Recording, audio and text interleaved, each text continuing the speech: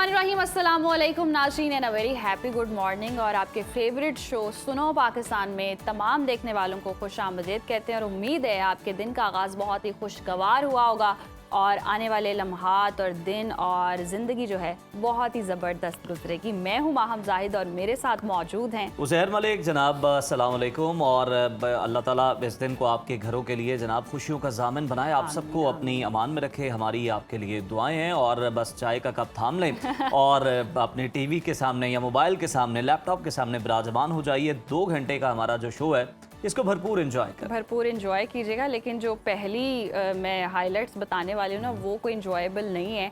उसने जी इतनी critical situation है कि कुछ समझ नहीं आ रहा। अमेरिका और ईरान ही तसादुम में इंतहाई ख़तरनाक सूरत हाल इख्तियार करता दिखाई देता है। सदर डोनाल्ड ट्रंप ने नई धमकी दे दी है अगेन, और अगले हफ्ते जी वो ईरान के बिजली घरों और पुलों को निशाना बनाने वाले हैं। और ईरान ने भी जवाब दिया और उन्होंने कहा जी पासदारान इनकलाब ने खबरदार किया है कि अमरीकी जारहियत ना रुकी तो वो दुनिया के दीगर बहरी रास्ते भी ब्लॉक कर देंगे। और इस टेंशन की वजह से आलमी मार्केट में खाम तेल की कीमतें फिर बढ़ने लगी हैं। और इसके साथ साथ मौलाना फजलुर रहमान के नाकाबिले यकीन बयान ने मुल्क में गुस्से का एक बड़ा तूफान खड़ा कर दिया है। उनकी शहदा बारे नाजेबा गुफ्तगू से शहदा के ख़ानदानों की शदीद दिल आज़ारी हुई है और मौलाना फजलुर रहमान माफ़ी मांगेंगे। इस बयान के नताइज क्या होंगे, इस हसास मामले को भी आज के प्रोग्राम में डिस्कस करेंगे। और इसके साथ साथ फीफा वर्ल्ड कप 2026 के दूसरे सेमीफाइनल में अर्जेंटीना ने जी इंग्लैंड को हरा दिया है। अब फाइनल में किसका जादू चलेगा, तज्जियाकारों से ये भी जानने की कोशिश करेंगे। पंजाब लैंड रिकॉर्ड अथॉरिटी ने सदियों पुराने कागजी रिकॉर्ड, फर्द और रजिस्ट्री के निज़ाम को हमेशा के लिए ख़त्म करके ग्रीन प्रॉपर्टी सर्टिफिकेट मुतारिफ करवाया है। ये निज़ाम कब्जा माफिया और जालसाजी का खात्मा कैसे करेगा और आम शहरी इसे कैसे हासिल कर सकता है, पूरा तरीक़ेकार आपको समझाएंगे। मुल्क में कैंसर, दिल और शुगर की लाइफ सेविंग अद्वियात समेत 100 से ज़ायद ज़रूरी अद्वियात की शदीद किल्लत क्यों पैदा हो चुकी है। कराची के जोड़िया बाजार समेत मुल्क भर की बड़ी गल्ला मार्केट्स में आटे के सरकारी निर्खों पर इंतजामिया और ताजरों के दरमियान पैदा होने वाले डेडलॉक का मामला भी आपके साथ डिस्कस करेंगे। और सुबह उठते ही हमारी आंखें सूजी हुई क्यों होती हैं, यानी पफी आइज का इलाज भी आपको आज हम बताएंगे। तो जनाब ये सारी चीज़ें हम आपके साथ करने वाले हैं और आपके फीडबैक के हम मुंतज़िर हमेशा की तरह रहेंगे। पहली स्टोरी की जाने बढ़ें तो अमरीका और ईरान के दरमियान जो जारी फौजी तसादुम है उसने एक बार फिर से पूरे खलीज को हाई अलर्ट कर दिया है। अमरीकी सदर ट्रंप की जानिब से ईरान पर मुसलसल फ़ज़ाई हमलों और बहरी नाकाबंदी के बाद तेहरान को अब नई धमकी दे दी गई है। ट्रंप का कहना है कि अगर ईरान मुज़ाकरात की मेज़ पर ना आया तो फिर अगले हफ्ते बिजली घरों और पुलों को भी तबाह कर दिया जाएगा। और ज़हर सूरत हाल वाकई इंतहाई संगीन हो चुकी है कि ईरानी पासदारान इनकलाब ने भी जवाब में अमरीका को अल्टीमेटम देते हुए न सिर्फ अपने हुर्मज़ बल्कि खित्ते की दीगर जितनी भी अहम बहरी गुजरगाहें हैं उनको बंद करने की धमकी दी है। तो दोनों तरफ से धमकियों की भरमार है और जिसके बाद आलमी मार्केट में पहले भी हमने देखा और अब भी तेल की कीमतें जो है एक बार फिर बढ़ती हुई नजर आ रही हैं। और चीन ने अमेरिका को तमाम तर हालात का जिम्मेदार ठहराया है। हमारे साथ मौजूद हैं माहिर बैनुल अक़वामी अमूर शाजिया चीमा साहिबा। बहुत शुक्रिया आपके वक्त का। वेल पाकिस्तान। अच्छा शाजिया साहिबा, सदर डोनाल्ड ट्रंप ने ईरान के फौजी ठिकानों पर मुसलसल 7 घंटे तवील हमलों के बाद अब उनके बिजली घरों और पुलों जैसे सिविल इंफ्रास्ट्रक्चर को निशाना बनाने की धमकी दी है। आपके ख्याल में क्या ट्रंप का ये इंतहाई सख्त फौजी दबाव ईरान को मुज़ाकरात की मेज़ पर लाने में कामयाब होगा या जंग जो है वो मजीद फैलेगी? और जिस तरह से ईरान भी धमकियां दे रहा है, दोनों तरफ से धमकियों की भरमार है, कोई मुज़ाकरात की लग रहा है कोई बात हो सकती है, कोई चांस बन सकता है? ईरान ऑलरेडी मुज़ाकरात के लिए तो बिल्कुल तैयार है। एमओयू क्या है, मुज़ाकरात ही हैं। ईरान ने उसके लिए हामी भी भरी हुई है और अमेरिका ने उस पर साइन भी किए हुए हैं और मुज़ाकरात करने हैं तो बैठ जाएं। लेकिन मुज़ाकरात अमेरिका करना नहीं चाहता है और मुज़ाकरात करने से पहले इस तरह की बम्बार्डमेंट जो है उसकी कोई ज़रूरत नहीं होती। और जहाँ तक ये धमकियां हैं कि आपकी हम बिजली घरों पे और आपके पुलों पे हम हमले करेंगे, ऑलरेडी वो उनके रेलवे ट्रैक वगैरह पे तो हमले कर चुके हैं, उनके स्कूल्स पे हमले कर चुके हैं, इवन पार्क्स पे हमले कर चुके हैं, पुलिस स्टेशन पे, हॉस्पिटल पे। तो वो हमले करने का डेटा तो ज़ाहिर है इसराइल से आता है और उसने ऑलरेडी लॉक किया हुआ है, जो कि स्टार्ट ही जो है वो सिविलियन से होता है प्रेशराइज करने के लिए। उसकी डॉक्ट्राइन ही ये है। वो एक अजीब भयानक कहानी है कि किसी जंगी असूल की पासदारी नहीं है, कोई जिनेवा कन्वेंशन की बात नहीं हो रही, कोई जंग का जो असूल होता है उसकी तो धज्जियां उड़ा दी गई हैं। और अब रिसेंटली जो है वो 7-8 घंटे शदीद बम्बार्डमेंट है। तो शदीद बम्बार्डमेंट का मतलब होता है टोटल सरेंडर। जी। टोटल सरेंडर ये करवा रहे हैं ईरानियों से, जिनके पास इस्लाम का सेक्रीफाइस का जो है कॉन्सेप्ट है, फिर उनके पास ईरानी सिविलाइजेशनल प्राइड है और नेशनलिज्म भी है। तो नेशनलिज्म और सिविलाइजेशनल प्राइड और रिलीजियस सेक्रीफिशियल जो उनकी एक चीज़ है उनके अंदर, इन तीनों के कॉम्बिनेशन से वो सरेंडर नहीं करेंगे। अब वो सरेंडर नहीं करेंगे और अमेरिका जो है उसको कोई निगोशिएटेड सोल्यूशन चाहिए नहीं, उसको टोटल और कंप्लीट सरेंडर चाहिए। और टोटल और कंप्लीट सरेंडर में नुकसान बहरहाल अमेरिका का तो नहीं हो रहा है, नुकसान हो रहा है ईरान का, जानी भी, माली भी, और पूरा खित्ता जो है वो आग की लपेट में है। तो इसमें हमारी तवक्को जो है वो भी फिर ईरान से ही है कि ट्रंप और उसके हमले तो एक तरफ, वो शायद ये रीजन इकट्ठा मिलकर वो हमले रुकवा सके और रुकवाने की कोशिश भी कर रहा है, और पाकिस्तान उसमें शामिल भी था और हमले रुके भी इसी वजह से थे। अगर ईरान जो है वो अपना नैरेटिव और रेटोरिक जो है वो इतना जो है वो इंतकाम और जंग पे मबनी जो है वो ना बनाए, क्योंकि उसके अंदर भी हार्ड लाइनर मौजूद हैं जो अपना एक हार्ड लाइनर स्टांस लेते हैं। मुस्तफा खामनाई का जो बयान है कि हम इंतकाम लेंगे, वो बहुत गलत तरीके से इंटरप्रेट हुआ है। वैसे उसके ऊपर बाकायदा ट्रंप जो है उसके कत्ल के मंसूबे बनाकर ये रूमर्स फैलाई जा रही हैं कि जी ईरानी ट्रंप को कत्ल करना चाहते हैं। तो शाज़िया साहबा, इसी नुक्ते को लेकर अगर आगे चलें तो आपको क्या लगता है कि ये जो सिचुएशन एकदम चेंज हुई है, जो शहीद आयतुल्लाह अली खामनाई के जनाजे के मौके पर हमने देखा कि जो नारे लगाए गए ट्रंप के कत्ल के हवाले से, जो मुतालबा किया गया, और फिर जो मुश्तबा खामनाई का बयान है, आपको लगता है कि इसके बाद जो ट्रंप है उनका माइंड चेंज हुआ? और पहले जो वो दावे करते थे कि ईरान के साथ, ईरान के अवाम के साथ हमारा मसला नहीं है, लीडरशिप के साथ हमारे इश्यूज़ हैं, तो अब चाहते हैं कि वो बदल चुके हैं। ये नारे सुन के कि ईरानी अवाम तो मुत्तहिद हो गई है, तो ट्रंप मायूस भी हैं, तो चाहते हैं कि ईरानी अवाम अब सफ़र करे। इसलिए वो कह रहे हैं कि जनाब अब जो आपका इंफ्रास्ट्रक्चर है, बिजली घर है, पुल है, हम उनको तबाह करें। हाँ, उसके ट्रंप के पैनिक में थोड़ा सा इसने एड ऑन तो किया है कि ये जो इतना हजूम इकट्ठा हो गया है, क्योंकि उनके पास जो डेटा था वो एंडोमेंट फंड ऑफ डेमोक्रेसी एक थिंक टैंक है, उन्होंने फराहम किया था, जिसमें सिर्फ 20% लोग जो हैं वो करंट रेजीम के साथ थे या उनके हक में थे।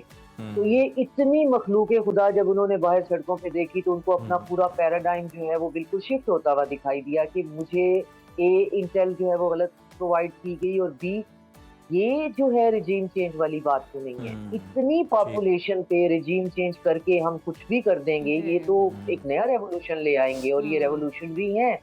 तो ये पैनिक में इसने ऐड तो किया है, मगर उस पैनिक के साथ हम ये नहीं कह सकते कि ट्रंप ने हमलों का फैसला इसलिए किया। मैं बार बार यही कहती हूँ कि अमेरिका ने हमले करने ही करने हैं। अमेरिका को ईरान इस हालत में नहीं चाहिए, और ये बड़े दुख की बात है कि उनको एक सॉवरन ईरान नहीं चाहिए, और यही कोशिश पाकिस्तान कर रहा था। बात सिर्फ ये थी कि ईरान थोड़ा सा स्ट्रेटेजिक पेशेंस का सामना कर ले। ये नहीं है कि वो हक पे नहीं है या वो से चुप कर जाना चाहिए या हार मान लेनी चाहिए, ऐसी कोई बात नहीं हो रही। गल्फ के कंट्रीज उसके साथ हैं, बाकायदा जो उनके पैसे जो $12 बिलियन हैं वो बाकायदा आपस में बांट कर वापस करने की बात कर रहे हैं। पाकिस्तान मौजूद है, रशिया और चाइना मौजूद हैं अपनी मिलिट्री सपोर्ट के साथ। इसके अलावा जो है पाकिस्तान हर हाल में उनके साथ मौजूद है, लेकिन हमारे लिए बहुत ऑकवर्ड पोजीशन हो जाएगी कि जैसे ही अमेरिका एक नाजायज किस्म का हमला जो है वो ईरान पे करेगा तो ईरान जो है वो ताबड़तोड़ हमले गल्फ कंट्रीज पे करना शुरू कर देगा। पहली दफा के हमलों के बाद हमारे पास भी कोई लॉजिक थी, हम भी ये समझ रहे थे कि अब ईरान बेचारा क्या करे, लेकिन ईरान कंटिन्यू ये नहीं कर सकता। आखिर वो भी सॉवरन कंट्रीज हैं, तो ये कोई परमानेंट सोल्यूशन नहीं है कि आप पर अटैक जो है वो। अच्छा, बिल्कुल दुरुस्त फरमारियाँ शाज़िया साहिबा आप। अच्छा, दूसरी तरफ से अगर हम देखें, अमरीकी सेंटकॉम ने ईरानी बंदरगाहों की सख्त नाकाबंदी शुरू करके 2 तिजारती जहाज़ों को वापस भेज दिया है। दूसरी तरफ ईरान ने धमकी दे दी है कि वो आबना उर्मज़ के साथ दीगर बहरी रास्ते भी बंद कर देंगे। तो अगर ये तिजारती रास्ते ब्लॉक होते हैं तो आपको क्या लगता है अब यूरोप भी इस जंग में कूद पड़ेगा? देखें, जंग में कूद पड़ने की जब हम बात करते हैं तो मिलिटरीली किसके अंदर कितनी कैपेसिटी है, पूरा नेटो इकट्ठा हो जाए तो कितनी फौज वो ले आएंगे और उनके पास क्या है इस जंग के अंदर कूद पड़ने के लिए। जो रफ एस्टिमेट दे रहे हैं दिफाई तज्जियाकार, वो कह रहे हैं जी 1.5 लाख ग्राउंड फोर्सेस चाहिए, 1.5 लाख पर्सनल चाहिए अगर आपने ग्राउंड इन्वेजन करनी है। और ये 3-4 आइलैंड जो हैं जो खासतौर पे स्टेट ऑफ हॉर्मुज के करीब हैं, इन पे अगर आपने कब्जा करना है, फिर आपको उसके बाद सोचना है कि आपने कब्जा सिर्फ कर नहीं लेना, उसे मेंटेन करना है, ठीक है। सप्लाई सारा कुछ जो है उन लोगों को बचाना है।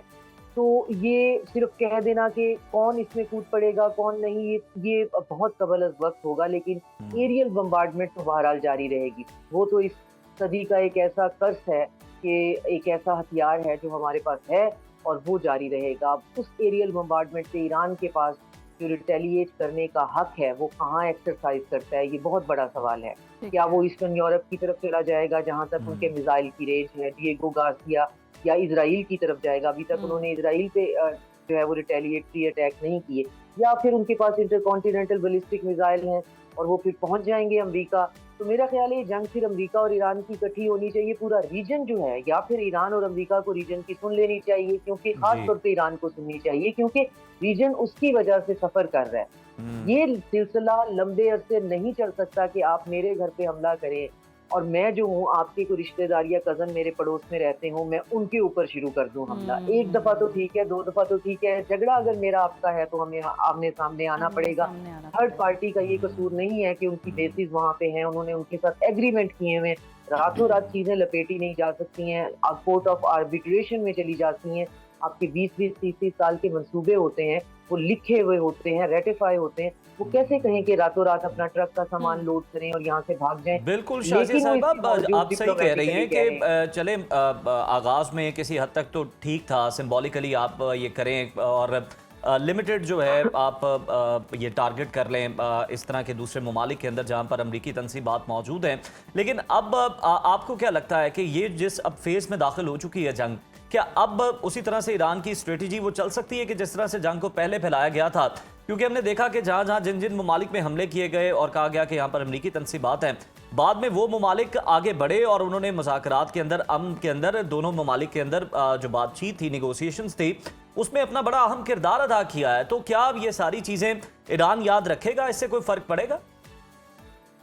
ये आपका बहुत इंपॉर्टेंट सवाल है और यही मेरी फिक्र है और एप्रीहेंशन है कि ईरान जो है वो उसका ख्याल रखता हुआ दिखाई नहीं देता। गल्फ के कंट्रीज जो है उन्होंने वहाँ पे वो बेसिस बनाई ही इसलिए थी कि उनको ईरान से खतरा था या नफरत थी या जो भी थी, तो मोहब्बत का रिश्ता तो कभी भी नहीं था। और मोहब्बत का रिश्ता निभाने के लिए जो पहला हाथ है वो भी वही बढ़ा रहे हैं कि हमारे साथ फंक्शनल रिलेशन बनाइए, हम आपका प्रॉब्लम समझते हैं, आप पर नाजायज हमले हो रहे हैं। लेकिन वो पूरे का पूरा उनका सेटअप जो है वो शीशे के महल के इल्यूजन पे तो कायम है कि ये सेफ हैं, यहाँ पे आपकी जो है वो इन्वेस्टमेंट सेफ है, यहाँ आप सेफ हैं। वो तो सारा मलियामेट हो गया। जो इम्प्रेशन था जिसकी बुनियाद पर वहाँ पर उनकी इकोनॉमी चल रही थी वो तो धड़ाम से गिर गया कि उनके पास तो अगर पीने का पानी, डिसैलिनेशन प्लांट आप उनका उड़ा दें, वो लोग तो प्यासे रह जाएंगे, कुछ उगा नहीं सकते हैं। एक रास्ता चौक करें तो उनके पास तो फूड सप्लाई नहीं जाएगी। तो आपने उनका पूरे का पूरा फसाद, जिसके ऊपर उन्होंने अपनी ट्रिलियंस ऑफ डॉलर्स की इकोनॉमी खड़ी की हुई थी और एक जिंदगी बनाई हुई थी, वो तो बिल्कुल तबाह बर्बाद हो गई। अब बिजनेसमैन तो इस बात पे अब दोबारा भरोसा नहीं करेगा कि, और उसमें तो जमाने लग जाएंगे। अब होगा ये कि इधर से हूती जो है वो बाबल मंदेब बंद करेंगे, अमेरिका इंडोनेशिया को प्रेशर कर रहा है कि स्टेट ऑफ मलाका बंद कर दो, और स्टेट ऑफ हुर्मुज जो है वो दो साइड से ब्लॉकेड है। ईरान ने अपनी तरफ से ब्लॉकेड किया हुआ है और अमेरिका जो है ब्लॉकेड पे उसने ब्लॉकेड किया हुआ है। तो अब मसला ये है कि रास्ता खुला कौन सा होगा और इस दुनिया की इकोनॉमी का बनेगा क्या, और शायद इन सबको मुज़ाकरात की मेज से लाने के लिए भी फिर इकोनॉमी ही है, क्योंकि ट्रम्प का तो एक ही स्विच है ऑन ऑफ का, वो है इकोनॉमी। तो अब उसको देखते हैं कि वो कितनी देर बर्दाश्त करते हैं, और या फिर हम तो ये है कि डूबेंगे तो हम, पता नहीं तुमको भी ले डूबेंगे सनम। तो अब सनम किसको ले लेके डूबता है ये नहीं पता, लेकिन ये कि गुजारिश तो ट्रम्प सनम से है कि प्लीज आप खुद भी मत डूबिए और बाकियों को भी मत डुबोइए। वाकई बिल्कुल बिल्कुल शाहिदा साहिबा, बिल्कुल आपने दुरुस्त फरमाया। और ये हालात हमने पहले भी देखे, अभी तो बस थोड़ा सा वो कहते हैं ना वार्म अप मैच शायद था, और असर हमें देखने को मिल रहा था कि महंगाई होगी, पेट्रोल प्राइसेस बढ़ गई। लेकिन अब अगर इस तरह की सिचुएशन होती है तो मईशत ही एक चीज़ है जो इनको मुज़ाकरात की मेज़ पर ला सकती है। अच्छा, ऐसे में चीन क्या किरदार अदा कर सकता है? चीन की तरफ भी सब नज़रें हैं, और चीन अमेरिका को मशरिक़ वस्ता का अमन ख़राब करने का जो कहता है कि ये इसके सर ही आता है ये सहरा। चीन इस जंग में चीन को अच्छा नहीं लगता क्योंकि उनकी नॉन इंटरवेंशनिस्ट पॉलिसी है, लेकिन जाहिर है हमारे पास खबरें पहुंच जाती हैं तो चाइना और रशिया की बहुत ज़्यादा मिलिट्री सपोर्ट है, सर्वेलेंस की और रिकॉनेसेंस की बहुत ज़्यादा सपोर्ट है। सैटेलाइट सिस्टम सारा चाइना का इस्तेमाल हो रहा है और चाइना को पता है ये जंग भी मेरे से है, ये ईरान से नहीं है। ईरान रास्ते में पड़ता है तो ईरान से गुजर कर मुझ तक आना है, आप यूँ समझ लें। तो वो कोलैटरल है, ये जंग मेरी है, ये स्टेट ऑफ हुर्मुज़ के ऊपर कंट्रोल जो ट्रंप ने पिछले दिनों कहा है कि मैं 20% इस पे टॉल लूँगा, आप कहाँ से लेंगे? आपका क्या क्लेम है उसके ऊपर कि आप वहाँ आ जाएँगे और रास्ते बंद कर लेंगे? तो चाइना को पता है कि ये जंग मेरे से है। लेकिन चाइना सामने नहीं आता और यकीनन वो ईरान की मदद तो बहरहाल कर रहा है। और चाइना की इकोनॉमी जो है उसको उन्होंने जितने दिन सोचा होगा कि हम बर्दाश्त करेंगे, मुझे लगता है ये चीज़ उससे ज़्यादा स्ट्रेच कर रही है और यही जो अमेरिकन डीप स्टेट है उसका प्ले है, यही उनका गेम प्लान है। क्योंकि उन्होंने देखा कि चाइना ने बहुत ज़्यादा अपना जो इम्पोर्ट एक्सपोर्ट है उसको इस तरह से मैनेज किया हुआ था कि सामान बहुत ज़्यादा निकाल दिया था, स्ट्रेटेजिक रिजर्व के लिए उनके पास स्टोरेज अमेरिका से बहुत ज़्यादा है।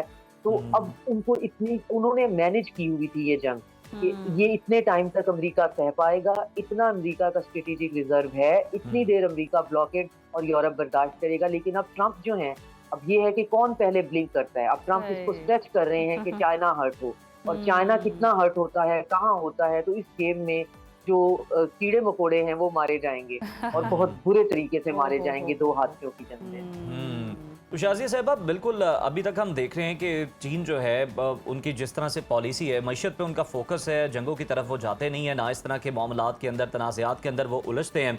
आप पसे पर्दा जो भी मदद है वो दोस्तों को फराहम ज़रूर करते हैं और ईरान का तो सारा तेल जो है वो ज़्यादातर चाइना जाता है।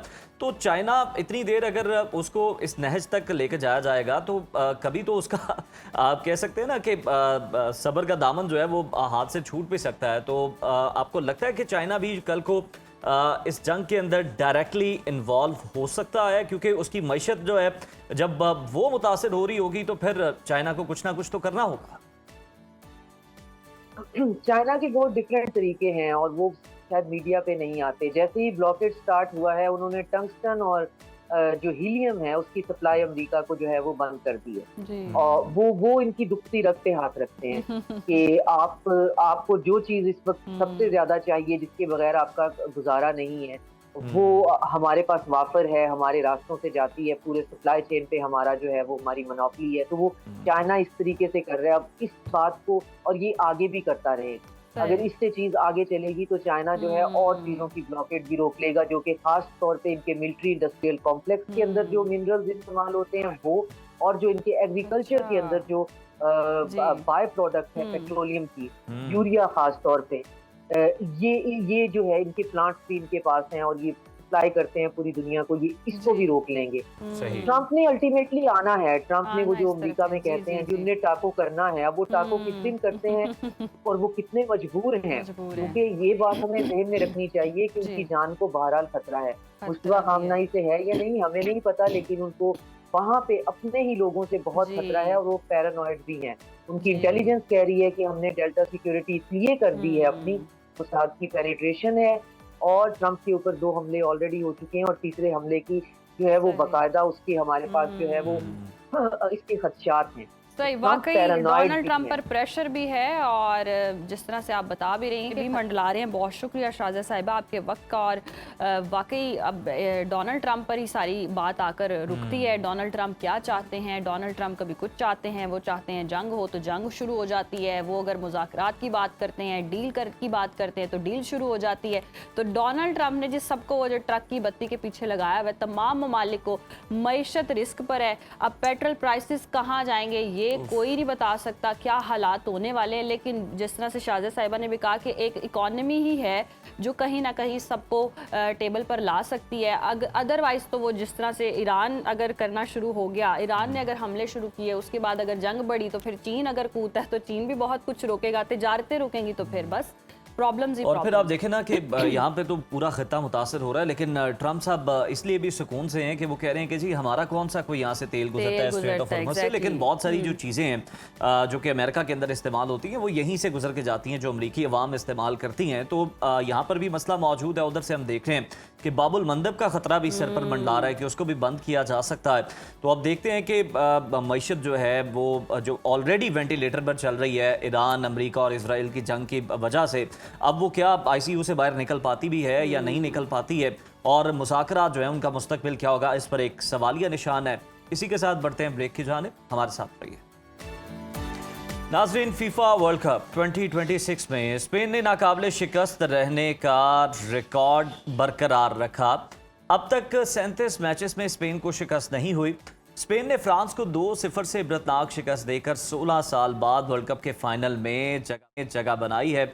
और अगर देखें तो जनाब बड़े ज़बरदस्त गोल्स किए गए, जिसकी बदौलत हमने देखा कि स्पेन ने एम्बापे जैसे खतरनाक फॉरवर्डर से लैस फ्रांसीसी अटैक को पूरे मैच में बिल्कुल ही बेबस किए रखा। बिल्कुल ज़ैर, और इस तारीखी फतह के बाद अब स्पेन फुटबॉल के 2 सबसे बड़े एजाज़ात एक साथ जीतने से सिर्फ एक कदम दूरी पर है। और दूसरे सेमीफाइनल में अर्जेंटीना ने इंग्लैंड को 24 साल बाद एक शानदार मुकाबले में शिकस्त दे दी और इंग्लैंड के दरमियान 24 साल बाद एक शानदार मुकाबला देखने को मिला। अब फाइनल में क्या सूरत हाल बनने जा रही है और सेमीफाइनल में इन टीमों की कारकर्दगी का तजिया करने के लिए हमारे साथ मौजूद है स्पोर्ट्स तजियाकार ज़ैगम जंजुआ साहब। बहुत शुक्रिया आपके वक्त का। वेलकम टू सुनो पाकिस्तान। तो हम डिस्कस कर लेते हैं कल के मैच के हवाले से।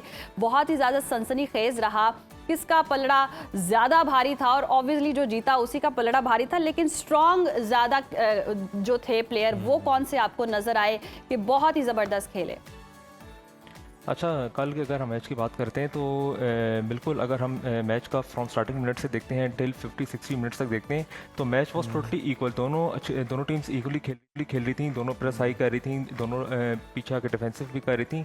लेकिन जैसे ही हमने देखते हैं कि लास्ट हाइड्रेशन ब्रेक आती है तो उसमें जिस तरह हम लास्ट मैचेस में की तरह देखते हैं कि अर्जेंटीना उस लास्ट हाइड्रेशन ब्रेक का काफ़ी अच्छी तरह फ़ायदा उठाती है। तो सेम गोज़ फॉर हेयर, तो उन्होंने उस लास्ट हाइड्रेशन ब्रेक का काफ़ी फ़ायदा उठाया है, जिसपे और उस पे मैं अगर साथ देख लूँ तो इंग्लैंड के मैनेजर ने थोड़ा सा जो है ना सुसाइडल, मैं लफ्ज़ यूज़ करना चाहूँगा कि उन्होंने उस तरह की फुटबॉल खेली कि उन्होंने जो अपनी जो मेन जो उनकी जो अटैकिंग थी, ऑल्दो उन्होंने गोल स्कोर कर लिया था, लेकिन उस टाइम उनको चाहिए था कि जिस तरह वो गेम खेल रहे हैं, जिस तरह प्रेस कर रहे हैं उसी तरह लेके चलें। लेकिन उन्होंने जो है ना थोड़ा सा बुज़दिलाना वे में जो है ना वो उसे शो किया, और जो उन्होंने जो सब्स्टिट्यूशंस किए हैं अपने डिफेंसिव को थोड़ा सा उन्होंने स्ट्रॉन्ग किया।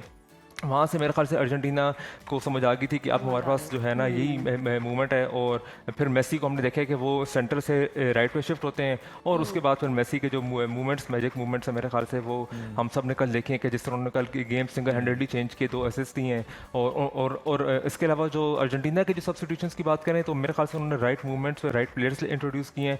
पहले वो काफ़ी फिजिकल गेम कर रहे थे, हमने मैच में देख रहे थे, लेकिन आफ्टर दैट और मेरे ख्याल से फुटबॉल की ब्यूटी भी यही है कि you just need 10 to 15 minutes, आप पूरी की पूरी गेम जो है ना अपनी तब्दील कर सकते हैं। और ज़ैगम लगता है भी यही है कि अर्जेंटीना की पॉलिसी भी यही रही है कि शुरू में थकाया जाए और फिर एंड पे जो है वो अपना जोर जो है वो चलाया जाए, और आखिरी जो मिनट्स हैं, जो बड़े क्रूशल टाइम है, उसके अंदर जो है वो कोई गोल करके फतह समेटी जाए। नहीं, बिल्कुल यही उनकी जो है मेरे ख्याल से ये जो पूरी कैंपेन, वर्ल्ड कप की कैंपेन देख रहे हैं तो उसमें हमने नॉकआउट मैचेस में ही देखा कि अर्जेंटीना ने इसी तरह कमबैक किए और मतलब टाइम मूवमेंट्स में आके मतलब उन्होंने जो है गोल स्कोर किए।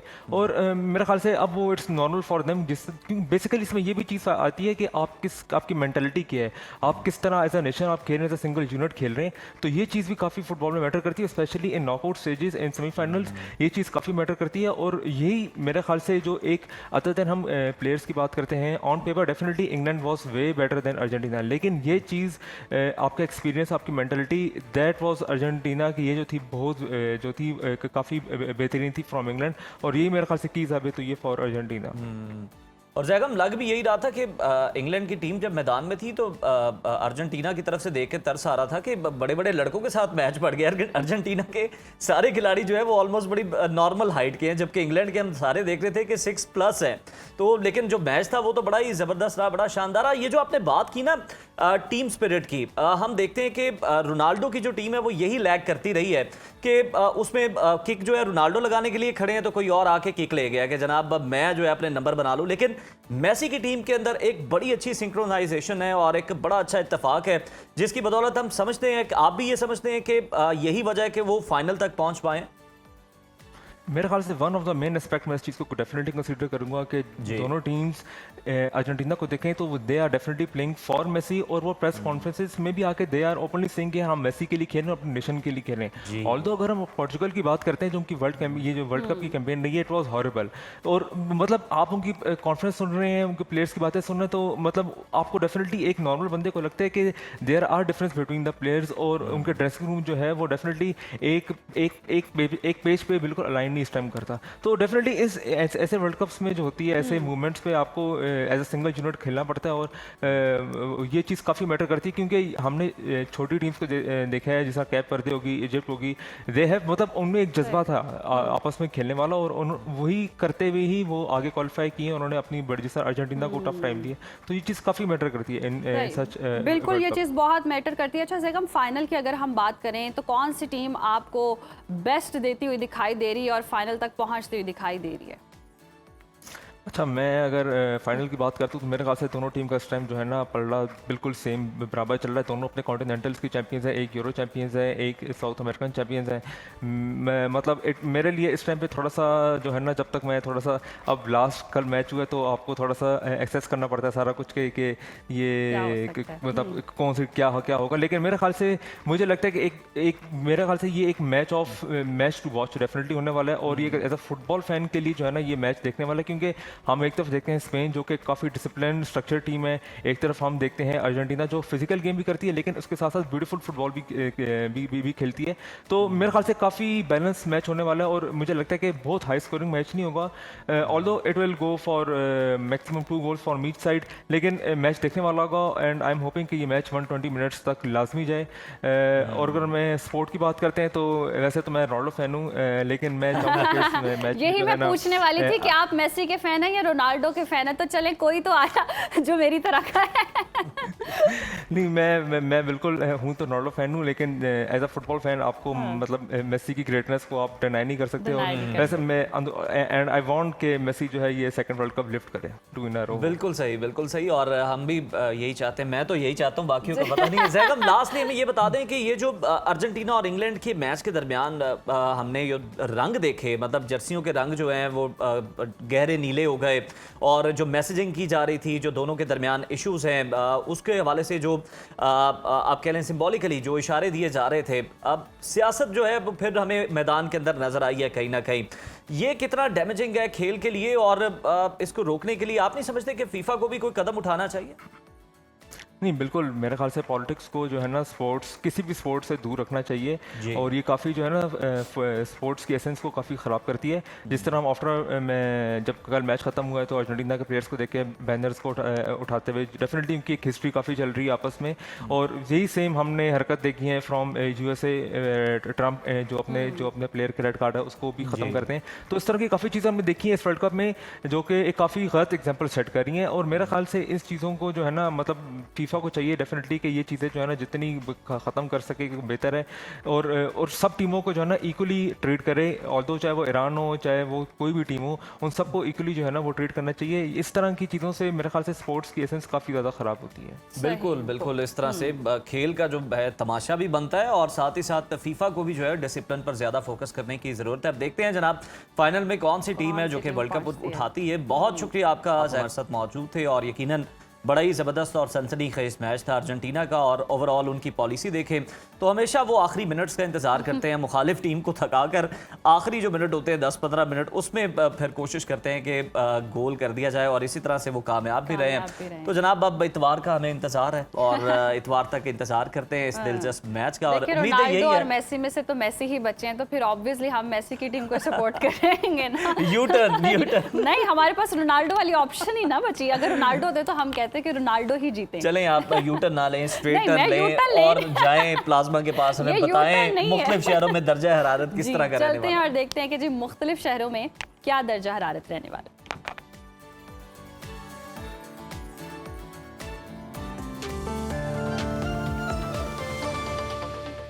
नाज़रीन, मुल्क के बेशतर इलाकों में मौसम गर्म और हब्स रहने की तवक्को है, जबकि शाम में कश्मीर, बालाई खैबर पख्तूनख्वा और शिमाल मशरकी पंजाब में चंद मकामात पर तेज़ हवाओं और गरज चमक के साथ बारिश मुतवक्की है। मुख्तलिफ शहरों में मौसम की क्या सूरत हाल है, आइए जान लेते हैं। और सबसे पहले बात कर लेते हैं बुलंदोबाला पहाड़ों की सरजमीन गिलगित बल्तिस्तान की, जहां मतला जुज़वी अब्र आलूद रहने का इम्कान बताया जा रहा है। और गिलगित का अगर हम दर्जा हरारत देखें तो यहाँ पर 26 से 16 डिग्री के दरमियान दर्जा हरारत रह सकता है, जबकि स्कर्दू में मैक्सिमम टेम्परेचर हम देख रहे हैं 19 और मिनिमम 12 डिग्री तक जाने की तवक्को है। महकमा मौसमियात के मुताबिक आइंदा 24 घंटों के दौरान चंद मकामात पर गरज चमक के साथ बारिश का इम्कान है। आज़ाद कश्मीर में मतला अब्र आलूद रहने के अलावा हल्की बारिश मुतवक्के है। दारुल हुकूमत मुजफ्फराबाद का रुख करते हैं। यहाँ पर हम देख रहे हैं ज़्यादा से ज़्यादा दर्जा हरारत है 31 और कम से कम 22 डिग्री तक जा सकता है, जबकि श्रीनगर में ज़्यादा से ज़्यादा पारा है 28 और कम से कम 16 डिग्री तक रहने का इम्कान है। और मौसम का हाल बताने वालों ने आइंदा 24 घंटों के दौरान चंद मकामात पर मूसलाधार बारिश का इम्कान भी जाहिर किया है। अब बात कर लेते हैं मेज़बानों की धरती खैबर पख्तूनख्वा की। यहाँ पर हम देख रहे हैं सूबे के बेशतर अजला में मौसम गर्म और मरतूब रहने का इम्कान है। सूबाई दारुल हुकूमत पेशावर की अगर हम बात करें तो यहाँ पर टेम्परेचर 42 से 29 डिग्री के दरमियान रह सकता है, जबकि सवात में, जिसे पाकिस्तान का स्विट्जरलैंड कहते हैं, यहाँ पर हम देख रहे हैं 25 से 14 डिग्री के दरमियान दर्जा हरारत रहने का इम्कान है। ताहम दीर, चित्राल, सवात, कलाम, मालम जबा, कोहिस्तान, शांगला, बटग्राम, मानसहरा, एबटाबाद, पाराचनार, बुनेर, पेशावर, कुर्रम, कोहाट और वजीरिस्तान में तेज़ हवाओं और गरज चमक के साथ यहाँ भी चंद मकामात पर बारिश मुतवक्के है। 5 दरियाओं की सरजमीन पंजाब के मौसम पर नजर डालें तो यहाँ पर हम देख रहे हैं मौसम गर्म और मरतूब और हब्स रहने का भी इम्कान है बेशतर अजला में, जबकि बागों के शहर लाहौर की अगर हम बात करें तो लाहौर में हम देख रहे हैं दर्जा हरारत 36 से 28 डिग्री के दरमियान रह सकता है और गर्मी की शिद्दत में थोड़ी कमी आई है। जबकि शहर बेमिसाल इस्लामाबाद का रुख करें तो यहाँ पर हम देख रहे हैं पारा 37 से 27 डिग्री तक जाने की तवक्को है। जबकि औलिया के शहर मुल्तान का रुख करें तो यहाँ पर हम देख रहे हैं ज़्यादा से ज़्यादा टेम्परेचर है 40 और कम से कम 30 डिग्री तक रहने का इम्कान है। और महकमे मौसमियात के मुताबिक आइंदा 24 घंटों के दौरान रावलपिंडी, मरी, गिलियाद, चकवाल, जहलम, मंडी बहाउद्दीन, गुजरात, गुजरावाला, हाफिजाबाद, लाहौर, शेखुपुरा, सियालकोट, साहिवाल, नारोवाल और ओकाड़ा में तेज़ हवा और गरज चमक के साथ यहाँ भी चंद मकामात पर बारिश हो सकती है। अब बात कर लेते हैं कुदरती ज़खायर से मालामाल सूबे बलोचिस्तान की, जहां पर हम देख रहे हैं सूबे के बेशतर अजला में मौसम गर्म और यहाँ भी मरतूब, जबकि साहिली इलाकों में मतलब जुज़वी अब्र आलूद रहने का इम्कान है। कोयटा की बात करें तो कोयटा में दर्जा हरारत 35 से 19 डिग्री के दरमियान रह सकता है और यहाँ पर महकमा मौसमियात के मुताबिक रात में आवरान, खुजदार, योब, बारखान, मूसा खेल, कोहलू और गिरदोनवाह में तेज़ हवाओं और गरज चमक के साथ यहाँ भी चंद मकामात पर बारिश हो सकती है। आखिर में वादी मेहरान यानी कि सूबा सिंध की बात करते हैं। यहाँ पर भी हम देख रहे हैं मौसम गर्म और मरतूब रहेगा बेशतर अजला में, जबकि दिन के दौरान वस्ती और बलाई अजला में शदीद गर्म रहने का इम्कान है। शहर कायद कराची लिए चलते हैं आपको। कराची में हम देखते हैं ज़्यादा से ज़्यादा दर्जा हरारत है 33 और कम से कम 27, जबकि हैदराबाद में ज़्यादा से ज़्यादा टेम्परेचर है 38 और कम से कम 28 डिग्री तक जा सकता है। और महकमे मौसमियात के मुताबिक आइंदा 24 घंटों के दौरान थरपारकर, उमरकोट, मिट्टी, सखर, जैकबाबाद और दादू में तेज़ हवा और गरज चमक के साथ यहाँ भी बारिश हो सकती है। जबकि कराची समेत साहिली इलाकों में मतला, जुज़वी अब्र आलूद रहने के अलावा हल्की बूंदाबांदी मुतवक्के है।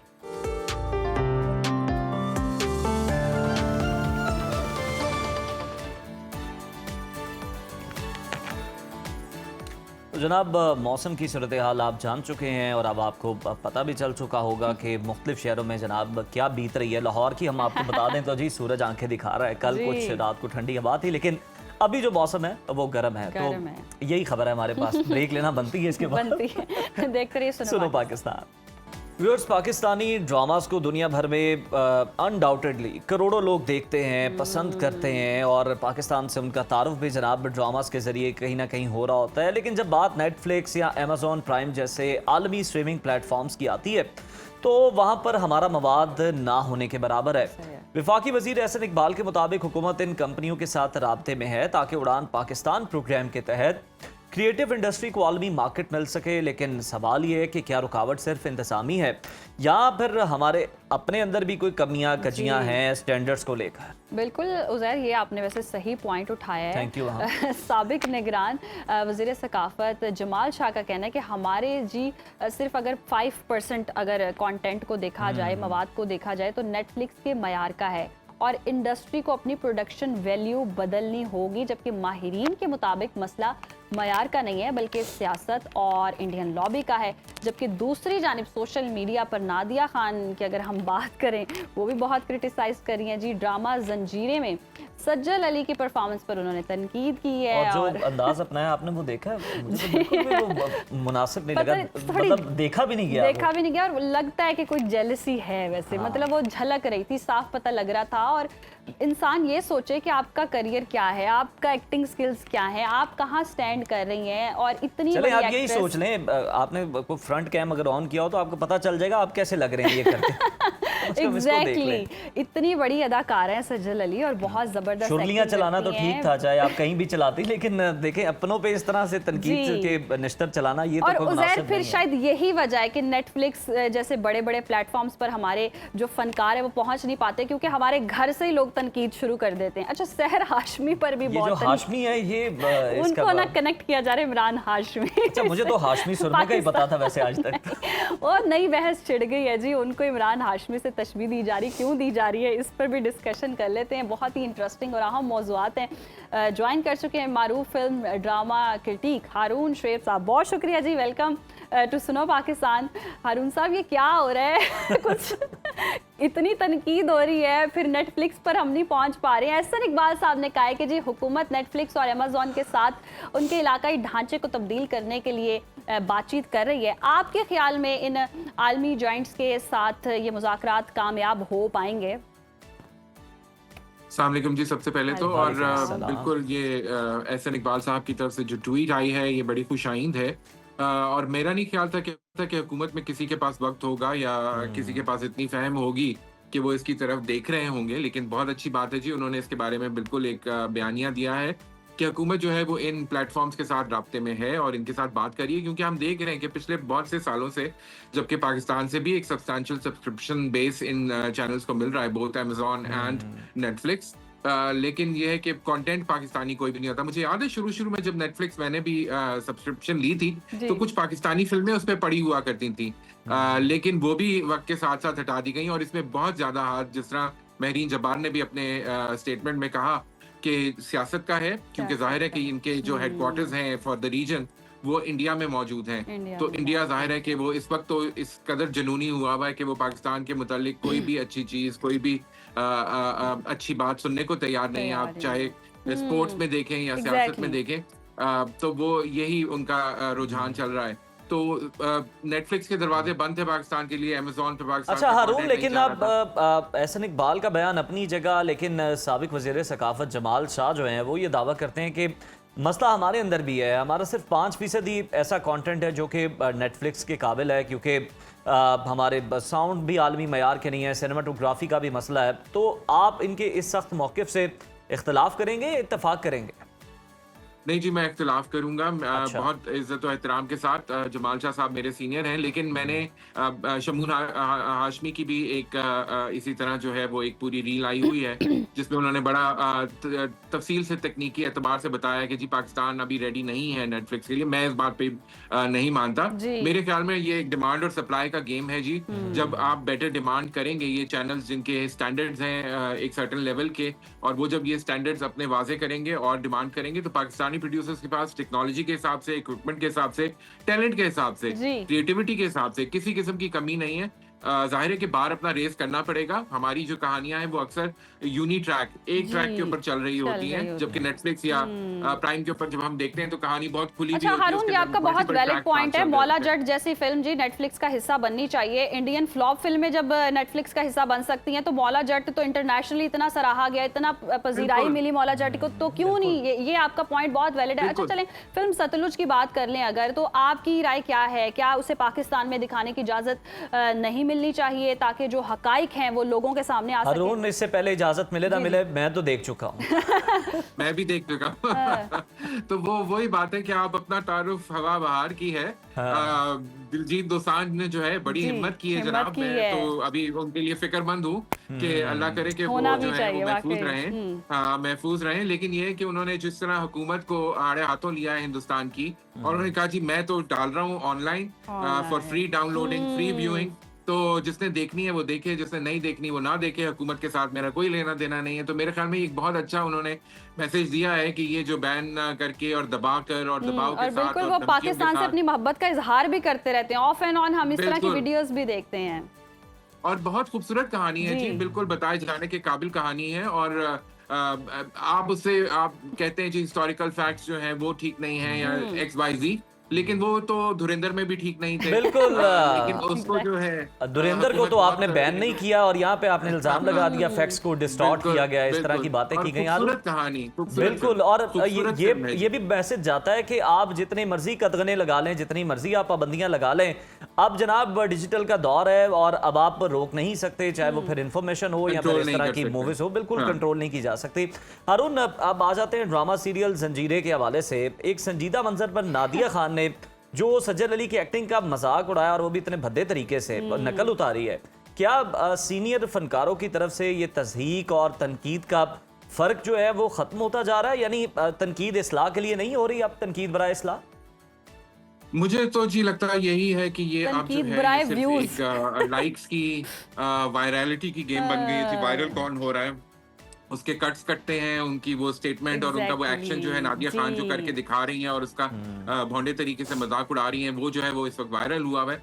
लेकिन मेरे ख्याल में नादिया को ये सोचना चाहिए कि देखें, आप जो भी करें, तनकीद भी करें, हम भी करते हैं, हम भी ड्रामों की जो गलतियां होती हैं उनको उनकी डिस्कशन करते हैं, लेकिन उसका एक तरीका होता है, वो तनकीद बराए इस्लाह होनी चाहिए, बेहतरी के लिए। उसमें जाहिर है कि सजल का कोई कसूर नहीं था। वो एक आप देखें तो सीन जो है वो खुलता है और एक एरियल शॉट है। बिल्कुल हारून, ये तो हमने देखा ही है कि जो पॉपुलर हो रहा होता है, जो ट्रेंड पे चल रहा होता है, तो ये जिनके करियर फ्लॉप हो चुके हो तो उन्होंने ट्रेंड में रहना होता है, वो एक कोई बात कर देते हैं ताकि जी लोग उसको डिस्कस जरूर करें। सज्जल अली एक बेहतरीन अदाकार है जी। हाँ, हम बहुत अच्छा हुआ कि लोगों ने नादिया खान को उनका भी एक्टिंग करियर याद कराया थोड़ा सा। चले एक और अदाकारा, उनका एक्टिंग करियर भी अब देखते हैं। उनको तो सहर हाशमी को अब ड्रामों में गले मिलने के मनाजिर पर हमने देखा है। सोशल मीडिया पर बहुत तनकीद भी की जा रही है, पाकिस्तानी इमरान हाशमी का नाम दिया जा रहा है और सहर हाशमी का कहना है कि उन्होंने सिर्फ स्क्रिप्ट और डायरेक्टर के विजन के मुताबिक काम किया। आपको नहीं लगता कि हमारे ड्रामों में बोल्ड मनाजिर बढ़ते जा रहे हैं? लेकिन इसमें सहर हाशमी ने भी कहा कि मैं पहली नहीं हूँ जिसने गले मिलने वाले सीन किए हैं, और भी बहुत सारी हैं, लेकिन उन्हीं को क्यों हाशमी से कनेक्ट किया जा रहा है? तो वो जाहिर है कि वो एक मजाक के तौर पे वो किया जा रहा है कि जी इमरान हाशमी की एक खास रेपुटेशन है इंडियन फिल्म इंडस्ट्री में, और सहर जो है वो भी कंट्रीब्यूशन इस तरह के किरदार यके बाद दीगरे इस तरह के रोल्स और सीन्स कर रही हैं। तो उसके ऊपर देखिए, मेरा कहना यह है कि जी बिल्कुल सहर ठीक कह रही है कि ये डायरेक्टर और राइटर की बात है, लेकिन जाहिर है कि अदाकार का भी एक जिम्मेदारी होती है। बिल्कुल, तो वो जो है वो बिल्कुल कह सकती है कि मैं इस किस्म के किरदार नहीं करूंगी। और मेरा नहीं ख्याल कि और पाकिस्तानी ड्रामों में आम तौर पर इस किस्म के जो हैं वो सीन्स फिल्माए जाते हैं या प्रेजेंट किए जाते हैं जहां पर ये गले मिलने के जो मनाजिर हैं वो आमतौर पर दिखाए जाते हैं। अब बिल्कुल आप सही कह रही हैं मैम कि अब जो है वो ये तवातुर से हम देख रहे हैं कि ड्रामों में ये सीन आते जा रहे हैं। जहां हम नेटफ्लिक्स पर जाने की बात करें, वहां हमें ये नहीं भूलना चाहिए कि हमारा ड्रामा किस वजह से 1 अरब उर्दू बोलने समझने वाले लोग, चाहे वो पाकिस्तान में हो, पाकिस्तान से बाहर हो, हिंदुस्तान में हो, बांग्लादेश में हो, देख रहे हैं। वो इस वजह से देख रहे हैं कि आपका ड्रामा जो है वो फैमिली के साथ बैठकर देखा जा सकता है। फैमिली वाला है, बिल्कुल ठीक है। इस चीज पर भी चेक रखने की जरूरत है। हारून, हमें ये भी बताएं लास्टली, पिछले हफ्ते आप दुरेफिशा को बहुत याद कर रहे थे और अब उनके नए ड्रामे का भी हमें इंतजार है जिसमें उन्हें शहरियार मुनव्वर है, नुमैर खान है, सहर हाशमी और सबा हमीद के साथ देखेंगे। तो ड्रामे से किस तरह की उम्मीदें वाबस्ता हैं आपकी, और कोई ना कोई इनसाइट्स तो आपको आपके पास होंगी शेयर करने के लिए? जी बिल्कुल, ये एक again love story complex different angles के साथ जिसमें सहर हाशमी भी हैं और दुरेफिशा भी हैं, नमीर भी हैं और जैसे आपने कहा शहरयार मुनव्वर जो हैं वो जब भी आते हैं बड़ी मेहनत के साथ अपना एक प्रोजेक्ट लेकर आते हैं। मैं जो ऑनेस्टली स्पीकिंग इस ड्रामे से सबसे ज्यादा इंटरेस्टेड हूँ इस वक्त देखने में वो सबा हमीद साहिबा को हूँ, क्योंकि वो जो है वो पहली दफा एक ऐसे आप किरदार फैन हो गए हैं उनके डॉक्टर बहू के ड्रामे से।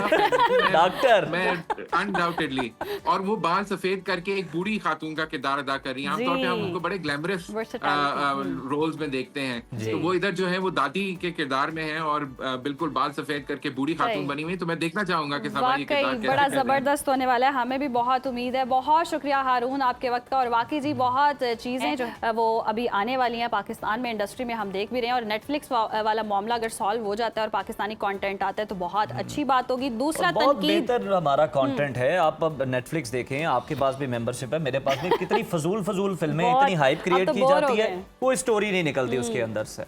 यहाँ वक्त ब्रेक का देखते रहिए सुनो पाकिस्तान।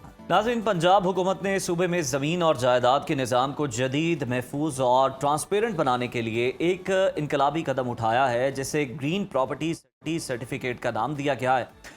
ये इकदाम सदियों पुराने पटवारी कल्चर, फर्द रजिस्ट्री और बेनामा पता नहीं कौन कौन से इतने पलंदे जो होते थे ना डॉक्यूमेंट्स के, उसको डिजिटलाइज कर रहे हैं और बहुत ही ज़बरदस्त कोशिश है। पंजाब लैंड रिकॉर्ड अथॉरिटी की जानिब से जारी होने वाले इस सर्टिफिकेट का मकसद जालसाजी, कब्जा माफिया, दोहरी फरोख्त और ज़मीन के जो बरसों से चले आ रहे देरीना तरह से आते हैं उनका भी हमेशा के लिए खात्मा करना। बड़ा ही ज़बरदस्त इकदाम है। और इस जदीद सरकारी दस्तावेज़ में जी बायोमेट्रिक तस्दीक, GIS मैपिंग और QR कोड जैसी टेक्नोलॉजीज शामिल की गई हैं, जिससे अब बायोमेट्रिक के बगैर मिल्कियत की मुंतकिली मुमकिन नहीं होगी। और जहां इससे रियल स्टेट और किसानों को फ़ायदा होगा, वहाँ देही इलाकों में हम देख रहे हैं डिजिटल आगाही की कमी और पुराने रिकॉर्ड की दुरुस्त मुंतकली जैसे चैलेंजेस भी सामने आ रहे हैं। इस नए डिजिटल लैंड गवर्नेंस निज़ाम पर तफसीली बातचीत करने के लिए हमारे साथ मौजूद हैं director Punjab land record authority Faisal Ahmed sahab. बहुत शुक्रिया आपके वक्त का। वेलकम टू सुनो पाकिस्तान। अच्छा, ये जो ग्रीन प्रॉपर्टी सर्टिफिकेट है, अव्वल तो बड़ी ज़बरदस्त बात है कि बड़ा ही अच्छा इकदाम किया जा रहा है।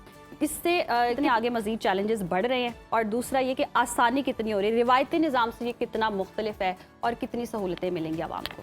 जी, जो रिवायती हमारा लैंड ओनरशिप का जो निज़ाम है उसको फ़र्द कहते हैं, जो लैंड ओनरशिप डॉक्यूमेंट होता है। ये तकरीबन 486-490 साल पुराना हमारा ये दस्तावेज़ चली आ रही है। इस टाइम जो जदीद दौर के तकाज़े हैं उनके मुताबिक हमने अपना लैंड रिकॉर्ड तब्दील करना पड़ा और करना ज़रूरी भी था। अब ग्रीन प्रॉपर्टी सर्टिफिकेट उससे कैसे मुख्तलिफ है, इसके अंदर जो है ना सिर्फ मलकियत की पूरी ट्रेल होती है पीछे से, बल्कि उसके साथ साथ कब्ज़े की भी तस्दीक होती है, और उसके साथ साथ जो GPS कोऑर्डिनेट्स हैं वो भी शामिल होते हैं। और सबसे अहम ये है कि उसका ज़मीन का लिटिगेशन स्टेटस भी साथ होता है। कहीं किसी कोर्ट के अंदर या किसी कानूनी कार्रवाई के अंदर तो ये ज़मीन पार्टी नहीं है। ओके। अच्छा, हमें ये भी बताइए कि पहले तो हम 1 जुलाई की हम तारीख सुन रहे थे, लेकिन फिर बताइएगा कि कौन से ऐसे मुतालबात लोगों की जानिब से, अवाम की जानिब से सामने आए जिसकी वजह से टाइम जो है वो एक्सटेंड किया गया है। जी बिल्कुल, हुकूमत पंजाब की जानिब से पहले ये था कि 1 जुलाई के बाद ग्रीन प्रॉपर्टी सर्टिफिकेट के अलावा कहीं भी कोई ट्रांजैक्शन नहीं हो सकेगी ज़मीन की ख़रीदो फरोख्त। लेकिन जब ये इम्प्लीमेंट हो गया तो अवामी हलकों से, तकरीबन हर शोबा ज़िंदगी से ये ऑब्जर्वेशन आई कि कुछ लोगों ने एमरजेंसी में ट्रांजैक्शन करनी होती है। कोई ओवरसीज़ पाकिस्तानी है, किसी का बैंक का लोन है, किसी का किसान कार्ड है, किसी का यानी कोई भी इनकम्बरेंस हो सकती है। तो उस मसले को हल करने के लिए हमें आर्जी तौर पे कोई ऐसा सोल्यूशन दिया जाए कि ग्रीन प्रॉपर्टी सर्टिफिकेट भी इम्प्लीमेंट हो, लेकिन साथ में लोगों को भी वे आउट दिया जाए। बेशक फिर थोड़े टाइम बाद आप इसको कम्प्लीटली इम्प्लीमेंट कर लें। बड़ी ज़बरदस्त बात। अच्छा, हम ये भी देखते हैं कि ज़मीन के तनाज़ात बरसों से चले आ रहे हैं। कोई मुंतकली हो तो प्रॉब्लम है, या जाली होने का प्रॉब्लम है, या फिर कब्ज़ा के हवाले से बड़े प्रॉब्लम्स आते हैं। अब ये जो डिजिटल निज़ाम आ रहा है QR कोड के ज़रिए, कितना शफाफ होगा और कितना ईजी होगा लोगों की एक्सेस में कि लोग आसानी से इसको डील कर सकेंगे? जी बिल्कुल, सबसे पहले तो जदीद दौर में हमने और आप सब ने देखा कि टेक्नोलॉजी के सामने तो सच झूठ कुछ नहीं होता, वो तो 1+1=2 वाला फार्मूला ही लगाती है। सो लिहाजा GIS के अंदर जो भी ज़मीन मैप हो जाएगी एक दफ़ा एक ओनर के या एक मालिक के अगेंस्ट, तो इसका यही मतलब है कि वही इस ज़मीन का मालिक काबिज़ है। तो जब उसका कब्ज़ा और मलकियत वेरीफाई हो गई और ज़मीन का भी टुकड़े का तयन हो गया कि ये फ़लाँ जगह पे वाक़ है, तो उसके बाद फिर कोई गुंजाइश ही पीछे चार नहीं लोग रहती। क्लेम नहीं कर सकेंगे कि ये मेरी है। यस, यस, तो गुंजाइश नहीं रहेगी पीछे। सही, ये अच्छा, बात हमें अच्छी। ये भी बताइएगा कि ये जो काम है ये लगता बड़ा आसान है, लेकिन आसान ये है, बड़ा वाकई मुश्किल काम है। इसके पीछे आप challenging कई सालों की मेहनत या कई महीनों की मेहनत यकीनन दरकार होगी, क्योंकि बहुत सारा रिकॉर्ड मिलता नहीं है, कहीं चूहे खा जाते हैं, कहीं आग लग जाती है। तो ये क्या चैलेंजेस थे, ज़रा हमें थोड़ा सा पीछे जाके ये भी बताएं कि किस तरह आप इसको ग्रीन प्रॉपर्टी सर्टिफिकेट की तरफ लाने में कामयाब हुए हैं। हमारे लिए बहुत चैलेंजेस थे। सबसे बड़ा चैलेंज तो हमारे लिए समाजी सतह के ऊपर था, क्योंकि हमारा एक आम आदमी जो आज आप और मैं लाहौर में बैठे हैं और एक आम आदमी जो राजनपुर में इस टाइम काश्तकारी कर रहा है, उन दोनों का एक्सपोजर लेवल सेम नहीं है। लिहाजा हमारा जो मेन कंसर्न है वो तो पंजाब का आम आदमी है। तो हमने उस हवाले से सोचना है कि उनके माइंड के अंदर या एडॉप्शन को उनको मद्देनज़र रखते हुए कैसे आसान बनाना है। तो हमारा पूरा तरीक़ाकार इस तरह से वज़ा किया गया है कि आम आदमी के लिए आसानी हो। दूसरा हमारे लिए चैलेंज ये आता था कि जो इंटरेस्ट ग्रुप्स होते हैं जी, जो कब्ज़ा माफियाज होते हैं, जो ऐसे ग्रुप्स होते हैं जो कि हर्डल्स क्रिएट करते हैं अपने मफादात की वजह से, उनकी जानिब से जो रेजिस्टेंस आती थी उनको भी हमने इनकॉर्पोरेट करते हुए निज़ाम चलाना था और आगे लेके जाना था। तो इसको सबको कम करने की अभी तक हम कोशिश कर रहे हैं और इंशाल्लाह इम्प्लीमेंटेशन, यानी कि हर हद तक कोशिश की गई है कि कोई फ्रॉड ना हो सके आवाम के साथ, खास तौर पर ज़मीन के मामले में जो हम सुनते आ रहे हैं और बरसों से तनाज़ा चलते भी आ रहे हैं। अच्छा, जिस तरह से हम बात भी कर रहे हैं कि जिन्हें तो टेक्नोलॉजी के हवाले से अवेयरनेस है, पढ़े लिखे लोग हैं, फ़ौरन से वो चीज़ को आसानी से कर भी सकते हैं, लेकिन जैसे दही इलाकों में इतनी अवेयरनेस नहीं है, उनको कैसे गाइड किया जाएगा? कोई अवेयरनेस कैंपेन चलाई जाएगी या कोई अमला वहाँ पहुँचेगा, उनको गाइड करेगा? किस तरह से हो जाएगा? जैसे एक किसान है, अब उसको क्या पता कि डिजिटली कैसे प्रोसेस करनी है? जी बिल्कुल। एक तो ये है कि PLRA का जो अपना social media Punjab land record authority का, उसके ऊपर हम तकरीबन 3 माह से कैंपेन मुसलसल चला रहे हैं। ज़बरदस्त। अब जाहिर सी बात है, जैसे आपने बताया कि हर आदमी तक या गाँव के बैठे हर बंदे तक इंटरनेट की रसाई नहीं है। तो उसके लिए फिर हमने ये तरीका सोचा है कि पंजाब लैंड रिकॉर्ड अथॉरिटी हर कानून गोई लेवल पे, कानून गोई का मतलब है कि 4-5 देहात मिला के एक कानून गोई बनती है तकरीबन। सही। तो हर कानून गोई लेवल पे हम अपनी वैन्स भेजेंगे और उसके साथ हमारी ब्रांडिंग होगी और हमारा वहाँ पे स्टाफ गाँव के लेवल पे जाके ग्रीन सर्टिफिकेट की दरख्वास्तें लेगा। अच्छा, ये भी बताइएगा फैसल साहब, क्या जो गलतियाँ मौजूद थी पुराने डॉक्यूमेंट्स के अंदर, तो जब ये डिजिटल हो रही होंगी, ग्रीन सर्टिफिकेट की तरफ आ रही होंगी, तो इस्लाह का भी उसमें मौका मिल सकेगा या एज इट इज़ ही वो रिकॉर्ड जो है वो डिजिटल हो जाएगा? नहीं, बिल्कुल उसकी इस्लाह किए बगैर वो डिजिटल होगा ही नहीं ग्रीन सर्टिफिकेट के अम्ब्रेला के अंदर। जब तक कोई नाम की है या और चीज़ की भी कोई गलती हो सकती है, जब तक रिकॉर्ड कम्प्लीटली क्लीन नहीं होगा उसकी ग्रीन सर्टिफिकेट बन नहीं सकेगी। मकसद ही यही है कि हमने रिकॉर्ड को 100% नहीं तो 99% क्लीन करके चलना है आगे। अच्छा, हमें जी चले मैं फैसल साहब, मेरे जहन में ये सवाल आया था, लेट्स सपोज एक ज़मीन है जिसका मसला चल रहा है, 4 लोग क्लेम कर रहे हैं कि ये मेरी ज़मीन है। अब डिजिटल सिस्टम होने लगा है, तो पहले उनका केस सॉल्व किया जाएगा और पहले डिटेक्ट किया जाएगा कि किसकी ये ज़मीन है, वो फाइनलाइज होगा। तो यानी कि जितने मसले हैं वो हल होंगे, वो तो होंगे, तो फिर डिजिटल में आएंगे ना वो। अब देखें, जो कोई मामला सबजुडिस है या किसी अदालती कार्रवाई में है, उसमें अथॉरिटी हुकूमत पंजाब एज सच इंटरवीन नहीं कर सकती अपनी जानिब से। उसके लिए हमें फैसले का ही इंतज़ार रहेगा। लेकिन उसमें ये अवेयरनेस के लिए ज़रूरी है कि कोई ज़री ज़मीन है, उसके अगर तनाज़ात हैं तो वो मुतल्लिका डिप्टी कमिश्नर या असिस्टेंट कमिश्नर दफ्तर से हल हो सकते हैं और वो निस्बतन जल्दी हो जाते हैं। और उसके अलावा जो शहरी ज़मीनों के तनाज़ात हैं वो सिविल कोर्ट से होते हैं। अच्छा फैसल साहब, एक और लोगों का बड़ा अहम मसला है ये ख़ास तौर पर सोसाइटीज़ के हवाले से। आपको पता है अब तो छोटे शहरों में भी सोसाइटीज़ बन रही हैं, फ़ाइल सिस्टम चलता है और कोई वाली वारिस भी नहीं होता, कल को कोई प्रॉब्लम हो जाए। इनके लिए क्या किया जा रहा है? क्योंकि बहुत सारे लोग जो हैं वो फ्रॉड का शिकार भी हुए हैं, नैब कार्रवाइयाँ भी कर रहा है, लेकिन लोग फिर भी जो है अभी भी परेशान है। इनके लिए भी कोई आप आगे चलकर ग्रीन प्रॉपर्टी की तरह कोई सर्टिफिकेट की तरह कोई इनकलाबी कदम उठा रहे हैं? जी बिल्कुल। हाउसिंग सोसाइटीज़ या रियल इस्टेट सेक्टर के हवाले से हुकूमत पंजाब एक नया कानून ला रही है जिसका मुसवदा तैयार हो चुका है और हमने जो जितने भी रेलिवेंट स्टेक होल्डर्स हैं, रियल इस्टेट सेक्टर के हैं या फिर जनरल पब्लिक है, उनके साथ कंसल्टेशन सेशंस हमारे हो चुके हैं और मज़ीद भी इन प्रोग्रेस हैं। सही। मकसद हमारा ये है कि रियल इस्टेट सेक्टर के अंदर जो एक्चुअल क्लीन बिजनेस करने वाले लोग हैं उनको फैसिलिटेट किया जाए, उनके लिए मज़ीद हर्डल्स क्रिएट ना किया जाएँ, और and at the same time जो कंज्यूमर है, जो आम आदमी है, जो वहाँ पे अपना घर बनाना चाहता है, उसको भी प्रोटेक्ट किया जाए। तो उसके तहत हमारा जो सबसे पहला फोकस पॉइंट है वो यही है कि जो फाइल वाली ट्रांजैक्शंस हैं या फाइल्स वाले सिस्टम है हाउसिंग सोसाइटीज़ के अंदर, उसको बंद किया जाए या बैन किया जाए। सही सही। अच्छा, जिस तरह से आप QR कोड्स लगा रहे हैं, स्टिकर्स लगा रहे हैं, और जब जाते हैं क्या चैलेंजेस फेस करने पड़ते हैं, लोग रेजिस्ट भी करते हैं कि क्यों है, कैसे है, तो उनका कितना नुकसान होगा अगर वो ये चीज़ नहीं कर रहे हैं?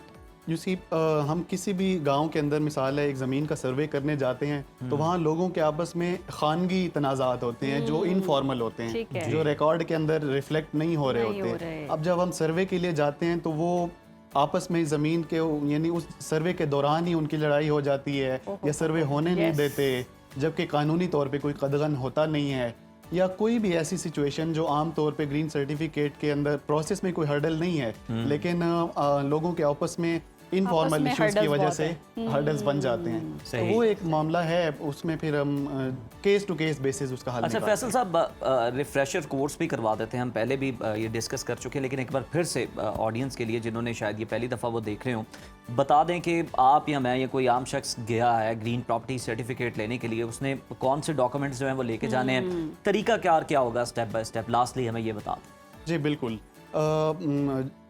कोई भी शहरी अगर अपना ग्रीन सर्टिफिकेट बनवाना चाहता है तो वो अपने अराजी रिकॉर्ड सेंटर या अपने मुतल्लिका पटवारी दफ्तर या फिर जो अराजी मुआविन की सहूलियात हैं आम वेंडर्स के पास हमारी, उनके पास जाके अपनी मलकियत की दस्तावेज़ और अपना शनाख्ती कार्ड ले जाएगा। वहाँ पे अपनी दरख्वास्त इनिशिएट करेगा, यानी शुरू करेगा अपना बायोमेट्रिक देने के बाद। उसके बाद उनकी मलकियत की तस्दीक होगी, फिर कब्ज़े की तस्दीक के लिए सर्वे होगा, फिर उसके ज़मीन के जो नेबर्स हैं, जो ठीक है। आसपास की ज़मीन के मालकान हैं, उनसे गवाही ली गवाही जाएगी ली कि आया जाएगी, यही बराबर। आदमी ही जी, मालिक जी, व जी। काबिज़ है या सही, नहीं, सही, सही। ताकि कोई कोई अभाम ना रहे, रखना कोई ना डाउट रहे ना रहे। निज़ाम के अंदर। उसके बाद जो है 15 दिन के लिए हम पब्लिक प्रोक्लेमेशन पे डाल देते हैं कि अगर पूरे पंजाब में किसी को भी इस केस के ऊपर एतराज़ है तो 15 दिन के अंदर अपना एतराज़ दायर करें। सही, ठीक। सही, बहुत। उसके बाद फिर सर्टिफिकेट। और ये कितना वक्त लग जाता है इस सब में?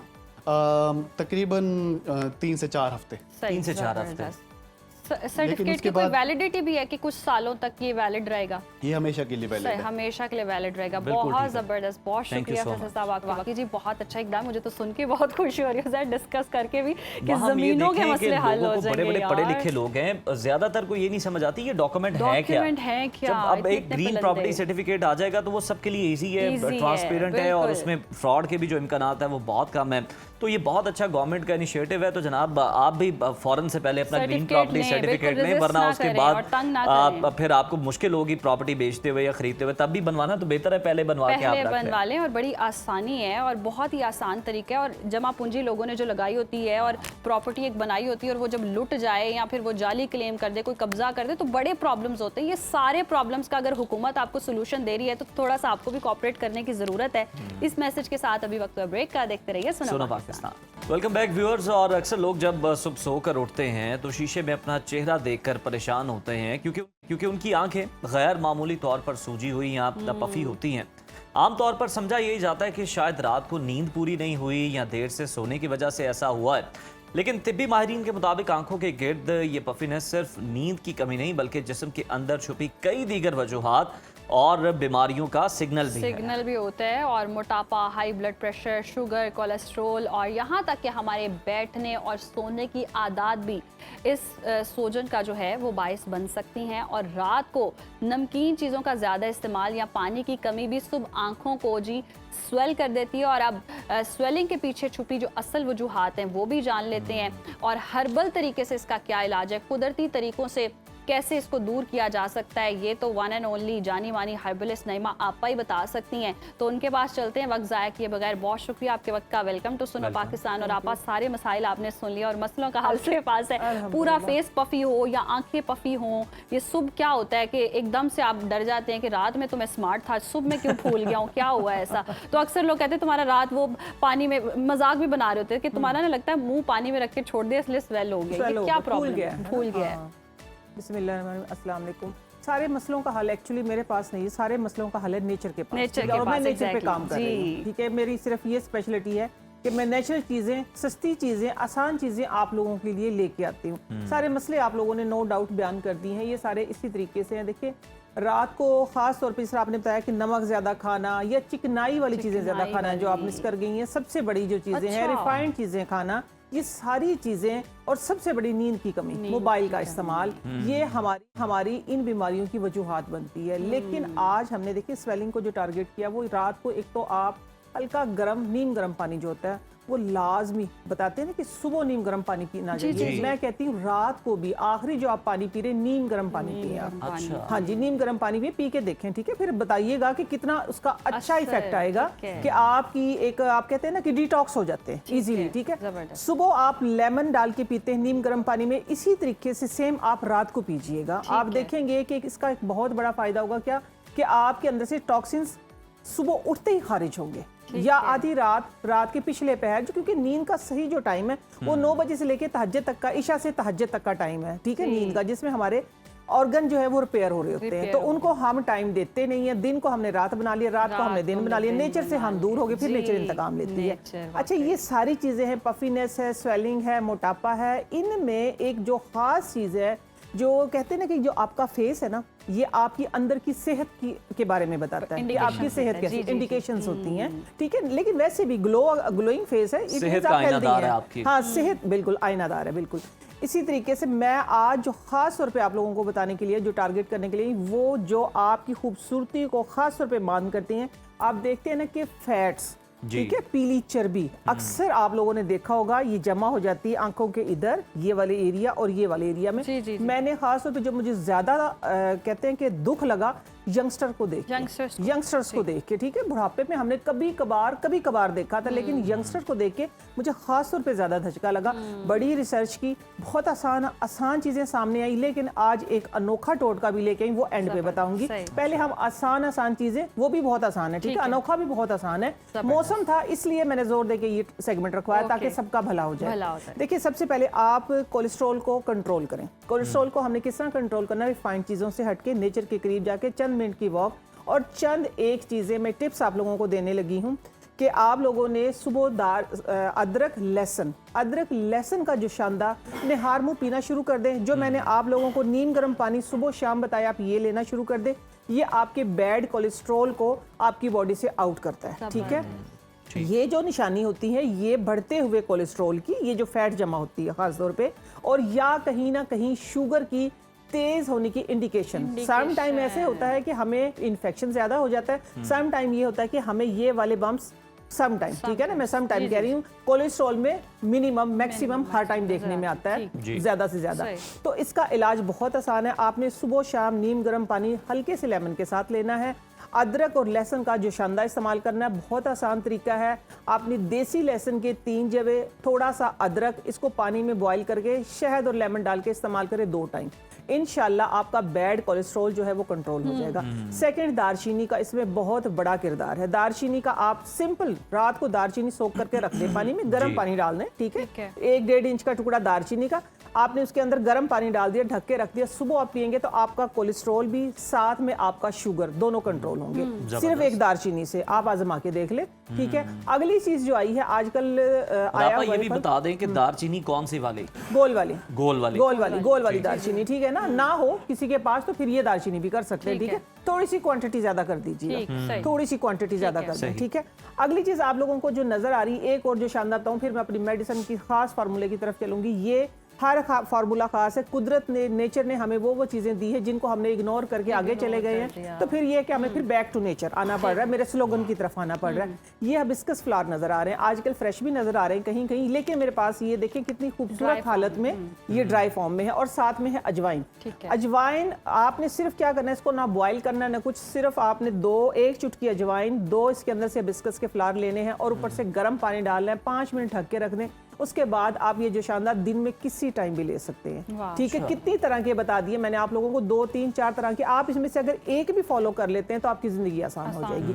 अगली चीज, ये जो एक जादुई आप कहें कि मेरे पास 2 हर्ब्स रखी हुई हैं और वो इतनी आसान है, जब आप सुनेंगे तो आप खुद हैरान होंगे कि इतना आसान हल है इतनी बड़ी बीमारी का। क्योंकि देखिए आपकी खूबसूरती सारी मान पड़ जाती है। एक मसले की बहुत सारी ऑप्शंस दे रही हैं आपा, आजा। हाँ, एक मसले की बहुत सारी ऑप्शंस, लेकिन ये वो वाली ऑप्शन है जो अभी तक किसी ने नहीं दी है। ये गेम मैं बहुत गेम चेंजर ऑप्शन है, बिल्कुल। ये है जिस तरह जो देसी किक्कर होती है ना, देसी किक्कर होती है, उसका जो फल लगता है, फलियां जिसको हम बोलते हैं, वो वाली फलियां एक तो होती है बहुत ही छोटी कच्ची फलियां, ठीक है। उसका बहुत बड़ा फार्मूला है, वो इंशाल्लाह आने वाले टाइम में मैं आप लोगों को दूंगी। लेकिन ये इससे जरा सा बड़ा साइज, लेकिन कच्ची हो, उसके जो बीज है उनके अंदर दूध होना चाहिए अभी, ठीक है, फुल बड़ी ना हो। उसको आप ले लें तकरीबन 1 पाव, गीले फॉर्म में 1 किलो ले लें, वो ड्राई होके 1 पाव रह जाएंगी आपकी, ठीक है। लेकिन ये आपने इसको जो ड्राई करना है वो छांव में करना है, ठीक है। ये छांव के अंदर मैंने ड्राई की हुई है, ठीक है। ये ड्राई नहीं करना, सन ड्राई नहीं करना, इसका असर आधा हो जाएगा। मैंने खुद बनवाई है, मेरे अंकल ने मुझे बना के दी है, ठीक है। आपने इसको क्या कहते हैं, सन ड्राई नहीं करना, छांव में इसको खुश्क करना है। खुश्क करके मशीन में नहीं पीसना, ठीक हो गया। मशीन में नहीं पीसना, इसको कूटना है, हावन दस्ता जो होता है ना उसके अंदर इसको कूटना है, इसको मशीन नहीं लगनी चाहिए, ठीक है।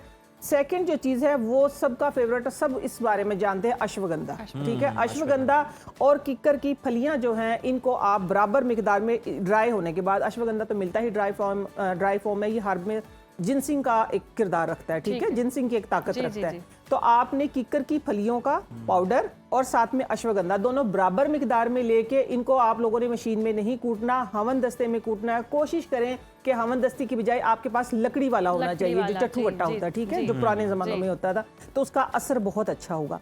तो ये बराबर मिकदार में ले लिया। अब इसकी लेने की जो क्वांटिटी है, जो लेने का तरीका है, वो मैं ख़ास तौर पे आप लोग ये नोट कर लें, जिनको क्या कहते हैं उसको, बीपी अगर हाई नहीं है, ठीक है, तो फिर आपने ये करना है कि 1/2 टीस्पून दोनों को मिक्स करके रख ले। ये मैंने अलग अलग सिर्फ आप लोगों को दिखाने के लिए रखा था, ठीक है। सही। 1/2 टीस्पून आपने नाश्ते के बाद लेना है, लेकिन लेना दूध के साथ है, ठीक है। नाश्ते के बाद भी आपने दूध के साथ लेना है।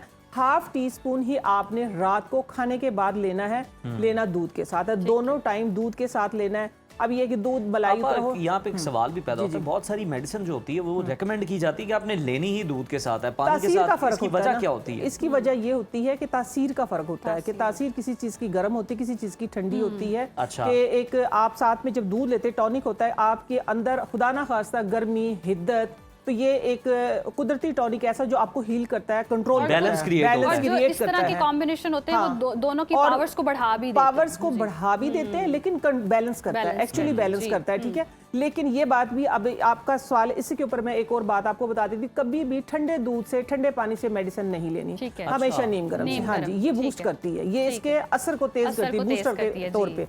तो ये अब आपने 1/2 टीस्पून नाश्ते के बाद, 1/2 टीस्पून आपने शाम के खाने के बाद लेना है, इंशाल्लाह। ठीक है। नताइज मैंने अपनी आंखों से देखे हैं, ठीक है। ये है कि आपके जो ये वाले जो मोटे मोटे सी चर्बी के इधर बन जाते हैं, कि जिसकी वजह से इंसान आपा, कुछ लोगों की तो चलें ये चर्बी जो है ना वो बाहर की तरफ जा रही है, कुछ लोगों की ये आंखें अंदर की तरफ जा रही हैं, इनका भी हल लगे, आज बता दें। हाँ, आज हम नैनो तक महदूद आज हम नैनो पे बात कर रहे हैं। नहीं, मैं वैसे फेस का मसला भी लेकर आऊंगी। फेस भी पफी हो जाता है, फेस पहले हाँ, तो आप ये बताएं ना, तो कि ये आपने जिस वक्त आपने ये लेना शुरू कर दिया था, देखें ये जब ज्यादा पफीनेस हो जाती है या ज्यादा इधर फैट जमा हो जाती है, तो फिर आंखें अंदर की तरफ ही चली जाती है। ये डेफिनेटली आपने बात बिल्कुल सही की है, लेकिन आंखें अंदर जाने की बहुत सारी वजूहत होती है, उस पर बात करते। तो आप लोगों ने ये जो मिकदार मैंने बताई, इस तरीके से लेनी कितने दिन है? अब मिनिमम इसका जो टाइम है वो है 3 महीने, ठीक है। 3 महीने से 6 महीने तक लें। जब आप ठीक हो जाए, अपने आप को तंदुरुस्त ठीक करने के लिए, तवाना करने के लिए, अपनी हड्डियों को मजबूत करने के लिए, अपने बैड कोलेस्ट्रॉल को कम करने के लिए, अच्छे कोलेस्ट्रॉल को बैलेंस करने के लिए, तो आप इसको फिर एक टाइम हफ्ते में 3 बार लेते रहे। ये वो वाला नुस्खा था कि जो आप लोगों के पास शेयर करने के लिए मैं बड़ी बेचैन थी कि करना चाहिए, क्योंकि बहुत सारे लोगों का एक मुफ्त में भला होने वाला है। देखें, अश्वगंधा वैसे ही सिर्फ बहुत जबरदस्त अश्वगंधा चीज और है। किक्कर की फलियां, हाँ, अश्वगंधा वैसे बहुत सारी चीजें। देखिए, अश्वगंधा जो है हमारे बैड कोलेस्ट्रॉल को भी कंट्रोल करता है, हमारी ताकत को भी बढ़ाता है, साथ में ये है कि हमारे शुगर को, ये नहीं कि डायरेक्ट शुगर की कोई मेडिसिन है, लेकिन शुगर को कंट्रोल भी करता है, और शुगर से होने वाली हमारे बॉडी के अंदर जो कमी होती है, जो कमजोरी होती है, उसको कंट्रोल करता है। अब आती हूँ आपकी उसकी तरफ कि आंखें अंदर की तरफ क्यों चली जाती है। ये देखिए साफ सुथरी देखने में तो मैं जिस तरह हमने पहले बात की ना, जो आपका चेहरा ये आपके अंदर की सेहत बताता है, ठीक है, ये कमजोरी की निशानी देखी जाती है, ठीक है ना, कि जब आप ज्यादा वीक हो जाते हैं तो आपकी आंखें ही धंसना शुरू हो जाती हैं। तो कमजोरी को दूर करने के लिए भी ये बेहतरीन नुस्खा है। ये फिर भी मैं इसी की तरफ आऊंगी, अगर आप इसको कंटिन्यू करते रहते तो इंशाल्लाह आपकी वीकनेस दूर होगी। इसके अलावा आप सिर्फ एक अंजीर, 2 खजूर, 10 से 12 दाने किशमिश के और थोड़ी सी उसके अंदर अपनी ख्वाहिश के मुताबिक जो अवेलेबल हो, जो ड्राई फ्रूट मीन्स के उसमें बादाम हो गया, अखरोट हो गया, कोई भी, रात को पानी में सोख करके रख दे। आजकल फलों का बादशाह आया हुआ है। आधा आम ले, थोड़ा सा उसके अंदर दूध डाले, दूध डालने के बाद एक अच्छा सा शेक बनाए और हेल्दी हो जाए। आपकी आंखें जो अंदर चली वो बाहर आना शुरू हो जाएंगी। अच्छा, आप लास्टली ये भी बता दीजिएगा, अक्सर लोग कहते हैं रात में तुमने ना बॉयल राइस खाए हैं इसलिए भी शायद सुबह बहुत स्वेलिंग हो गई है, कुछ रात में इस तरह से खा लो तो वो बहुत प्रॉब्लम करता है और पूरा फेस जो पफी हो जाता है, इसका क्या हाल होता है? और ये सेम चीजें करे तो फेस पर भी असर आएंगे? इसका जरा सा डिफरेंट होगा। ये जो आपने जो वजह बताई है, ये वजह जाती है कि हमारी लैंग्वेज में जो कहते हैं बाई बादी हो गई है, ठीक है ना, हाँ जी, बादी हो गई। इसकी वजह से सम टाइम मुंह में से पानी आ रहा होता है, स्वेल ज्यादा हो जाता है इंसान, तो उसका बहुत इतना मुश्किल नहीं, लेकिन नेचर के अंदर हल हर चीज का है, ठीक है ना। सुबह उठते एक तो जब रात को आपने राइस खा लिया और आपके साथ ऐसा इंसिडेंटली होता है तो फिर आपको जो एक ग्रीन टी इस्तेमाल करनी होगी, उसकी वजह से इंशाल्लाह होपफुली अगर होता भी है तो 70% कम हो जाएगा। वो क्या है, ग्रीन टी आपने सिंपल पानी लेना है, पानी बॉईल करने के लिए रख दें, उसके अंदर आपने एक चुटकी, छोटी चुटकी अजवाइन की डालनी है। सेम इसी तरह हिबिस्कस फ्लावर एक अगर अवेलेबल है तो डाल लें, वरना आप डाल लें इसके अंदर पुदीने की पत्तियां और डंडी सारी दोनों, ठीक है ना। सब्ज इलायची डाल लें, थोड़ा सा सौंफ और थोड़ा सा इसके अंदर जीरा डाल के इसको अच्छे तरीके से पकाएं। पकाने के बाद इसको ढक के रख दे, फिर स्टेन करते हुए 2-3 कतरे लेमन के डाल लें, सिर्फ 2-3 कतरे, क्योंकि मैदा डिस्टर्ब होता है सम टाइम, तब भी ऐसा होता है जब मैदा डिस्टर्ब हो तब आपने लेमन का इस्तेमाल नहीं करना होता, ठीक है। तो फिर आप सिंपल लें, इंशाल्लाह आपको थोड़ी सी वॉक करें, ये 70% जो प्रॉब्लम है ना, ये स्वेलिंग होने वाली, ये सूजने वाली या बाई बादी वाली, तो ये कंट्रोल हो जाएगी। होती है। सही, बहुत शुक्रिया आपके वक्त का, और वाकई जी बड़े ज़बरदस्त नुस्खे हैं और मैं तो आज जाके ट्राई करिए। चावल खा के सूजने वाला मेरे साथ प्रॉब्लम होता है, बहुत सारे लोग रिलेट भी कर पाएंगे, तो आपने ये नुस्खा ज़रूर अपनाना है और जिस तरह से आपने बताया उसी तरह से करना है। ये नहीं है कि आपने एक वीक किया और फिर छोड़ दिया, फिर आप होता है ना इंसान लेजी हो जाता है। तो ये नुस्खे जो हैं, और आपने आपको छोटी छोटी चीजें भी बताई हैं कि किन चीजों का आपने ख्याल रखना है, ड्राई किस तरह करना है और आपने इसको किस तरह से कूटना है, ये सारी चीजें जो है वो आपको बताई हैं। तो अब आपको बड़े बड़े चश्मे लगाकर अपनी आंखों के ये मसाइल जो हैं ये छुपाने की जरूरत नहीं है अब, बल्कि जनाब आप ये चीजें इस्तेमाल करें और फिर अपने आप में बड़े बड़े डेलों के साथ देखें। वाकई ये बड़ी बड़ी मैटर करती है जी। अब ब्रेक पर चलते हैं, देखते रहिए सुनो पाकिस्तान। पाकिस्तान के हेल्थ केयर सेक्टर से इस वक्त एक इंतहाई परेशान कुन और अफसोसनाक खबर सामने आ रही है, जिसके मुताबिक मुल्क भर में कैंसर, दिल के अमराज और ज़ियाबीतस जैसी जानलेवा बीमारियों की 100 से ज़ायद ज़रूरी और लाइफ सेविंग अद्वियात मार्केट से गायब हो चुकी हैं। इस शदीद किल्लत की बुनियादी वजह drug regulatory authority of Pakistan drab की जानिब से 2 साल कबल कीमतों में नजरसानी की सिफारिशात हैं, जिन पर विफाकी काबीना ने ताहाल कोई हतमी फैसला नहीं किया। और अदविया साज कंपनियों का मौक़िफ़ है कि खाम माल, तवानाई और रुपए की कदर में कमी के बायस अब पुरानी कीमतों पर अद्वियात बनाना मौशी तौर पर मुमकिन नहीं रहा। और इसका सबसे ख़तरनाक पहलू ये है कि अद्वियात की किल्लत की वजह से मार्केट में स्मगल शुदा और जाली अद्वियात का धंधा उरूज पर पहुंच चुका है। और हाल ही में कराची से भारी मिकदार में स्मगल शुदा कैंसर अद्वियात भी बरामद हुई हैं, जिस पर विफाकी वज़ीर सेहत मुस्तफ़ा कमाल का कहना है कि जाली अद्वियात रोकने के लिए QR कोड सिस्टम नाफिज किया जा रहा है। और इस संगीन बहरान, मरीजों की मुश्किलात और अद्वियात की कीमतों पर जारी डेडलॉक पर बातचीत करने के लिए हमारे साथ मौजूद हैं chairman Pakistan chemist and drug association Abdul Samad Bhattani sahab. बहुत शुक्रिया आपके वक्त का, वेलकम टू सुनो पाकिस्तान। अच्छा, कैंसर, दिल के अमराज और इंसुलिन जैसी जान बचाने वाली अद्वियात की किल्लत इस वक्त मुल्क में किस सतह पर पहुँच चुकी है? जी अस्सलाम वालेकुम। जी बिल्कुल आपकी खबर ठीक है, इसी तरह है क्योंकि जो 2 साल पहले टेक केयर गवर्नमेंट आई थी, उन्होंने नॉन एसेंशियल ड्रग के प्राइस तो बढ़ा दिए थे, तो उसकी अवेलेबिलिटी तो बहुत अच्छी है, उसमें कोई इशू नहीं आ रहा है। एक है एसेंशियल ड्रग, तो उसमें कुछ जो है हार्डशिप केसेस हैं वो गए हुए थे, हार्डशिप केसेस अप्लाई किया हुआ था और DBC ने उसको अप्रूव भी कर दिया है, तो वो फेडरल कैबिनेट के पास फिर अप्रूव होने जाते हैं, तो वहाँ पे वो रुका हुआ है। तो और उसके अलावा न्यू इनटाइटल ड्रग्स हैं जिसमें कैंसर की अद्वियात हैं, वो ये न्यू रिसर्च होती हैं, तो ड्रेप ने उसको रजिस्टर्ड तो कर दिया है, लेकिन डीबीसी ने उसका प्राइस भी अप्रूव कर दिया, तो वो फाइनल ठीक है। फेडरल कैबिनेट के पास जाती है अप्रूवल के लिए। हम्म, तो वहां पे वो रुकी हुई, उसमें ज्यादातर अद्वियात कैंसर की हैं। कैंसर की एक नई अद्वियात रिसर्च है पेमरो, जो 18 तरह के कैंसर का इलाज करती है। वो अब अवेलेबल नहीं हो सक रही है। अब जाहिर सी बात है किसी मरीज को अगर डॉक्टर वो दवाई लिख देता है, क्योंकि दुनिया में तो वो दवाई आ गई है, आ गई हमारे है। मुल्क में अभी तक नहीं आई है, जी। तो वो फिर ढूंढ रहे होते हैं कि जी हमें कहीं से भी लाके दो। वो फिर क्या करते हैं, स्मगल या बेगिश के थ्रू आ जाती है। ठीक है, उसमें जी। कभी कभी जाली दवाई भी आ जाती है, जैसा कि अच्छा। कराची में पिछले दिनों एक कार्रवाई हुई है कार्रवाई भी हुई है जी। हमारे यहाँ, तो वो पकड़ी भी गई है, जिसपे आपने अभी वो बताया अपने उसमें कि मुस्तफा कमाल साहब ने भी ये जी। मतलब वो उनकी भी विल तो है, कोशिश तो वो भी कर रहे हैं, और जी। मुझे उम्मीद है कि हमारा राब्ता हुआ है, इसमें जल्द अज जल्द कुछ बेहतरी आ जाएगी इंशाल्लाह। ठीक अच्छा है। समद साहब, ड्रैप ने 100 से ज़ायद जो ज़रूरी अद्वियात की कीमतों में नज़रसानी की सिफारिश की है, वो 2 साल पहले मंजूर हुई थी, मगर ये फाइल अब भी कैबिनेट के अंदर अप्रूवल की मुंतज़र है। हुकूमत इस मामले पर फैसला करने में इतनी ताख़ीर क्यों कर रही है आखिर? हमारे यहाँ असल में माजी इतना अच्छा रहा नहीं है, क्योंकि प्राइस, अगर दवाई को प्राइस देते तो वो समझते हैं इसमें जरूर कोई ना कोई करप्शन होगी। करप्शन तो ये होगी। तो एसेंशियल ड्रग है। देखिए, एक तो नॉन एसेंशियल ड्रग था, उनका तो प्राइस डी कंट्रोल हो गया, उनको कोई इशू नहीं है। ये एसेंशियल ड्रग है। तो हमारे यहाँ माजी में इस तरह होता रहा है कि वो अगर दवाओं की प्राइस दे दे तो फिर उनके ऊपर केसेस बन जाते, तो ब्यूरोक्रेसी भी डरती है और सरकार भी डरती है। इसी वजह से वजीर आजम ने जो केसेस हैं हार्डशिप के, वो कैबिनेट के अंदर उसके बाद 4 या 6 वजीरों की कमेटी बना दी है। ठीक। अच्छा। तो वो वजीर, अब जाहिर सी बात है इस वक्त हम जंगी हालात में, तो उसमें डिफेंस मिनिस्टर भी हैं, फाइनेंस मिनिस्टर भी हैं, वो बजट पेश कर रहे थे। तो अब जाहिर सी बात है 2 साल हो गए हैं। चलो ये तो अभी तो जब मुस्तफा कमाल साहब आए तो उन्होंने कोशिश जरूर की है, और मुझे उम्मीद है कि जल्द अज जल्द इस पर नजरसानी हो जाएगी। जिस तरह जाली अद्वियात के लिए एक फेडरल गवर्नमेंट एक वो मनसूबा लाई है, ये जो नेशनल ह्यूमन अपनी सही। जो वजारत है, ठीक है। क्यूआर कोड, अगर क्यूआर कोड ऐप आप डाउनलोड कर लेंगे, क्यूआर कोड ठीक है। पे उस पे असली और नकली का पता लग जाएगा। पता लग इसी जाएगा। तरह अब प्राइजेस का इशू है, जो न्यू इंटाइटल ड्रग्स है उसमें शुगर की वैक्सीन है।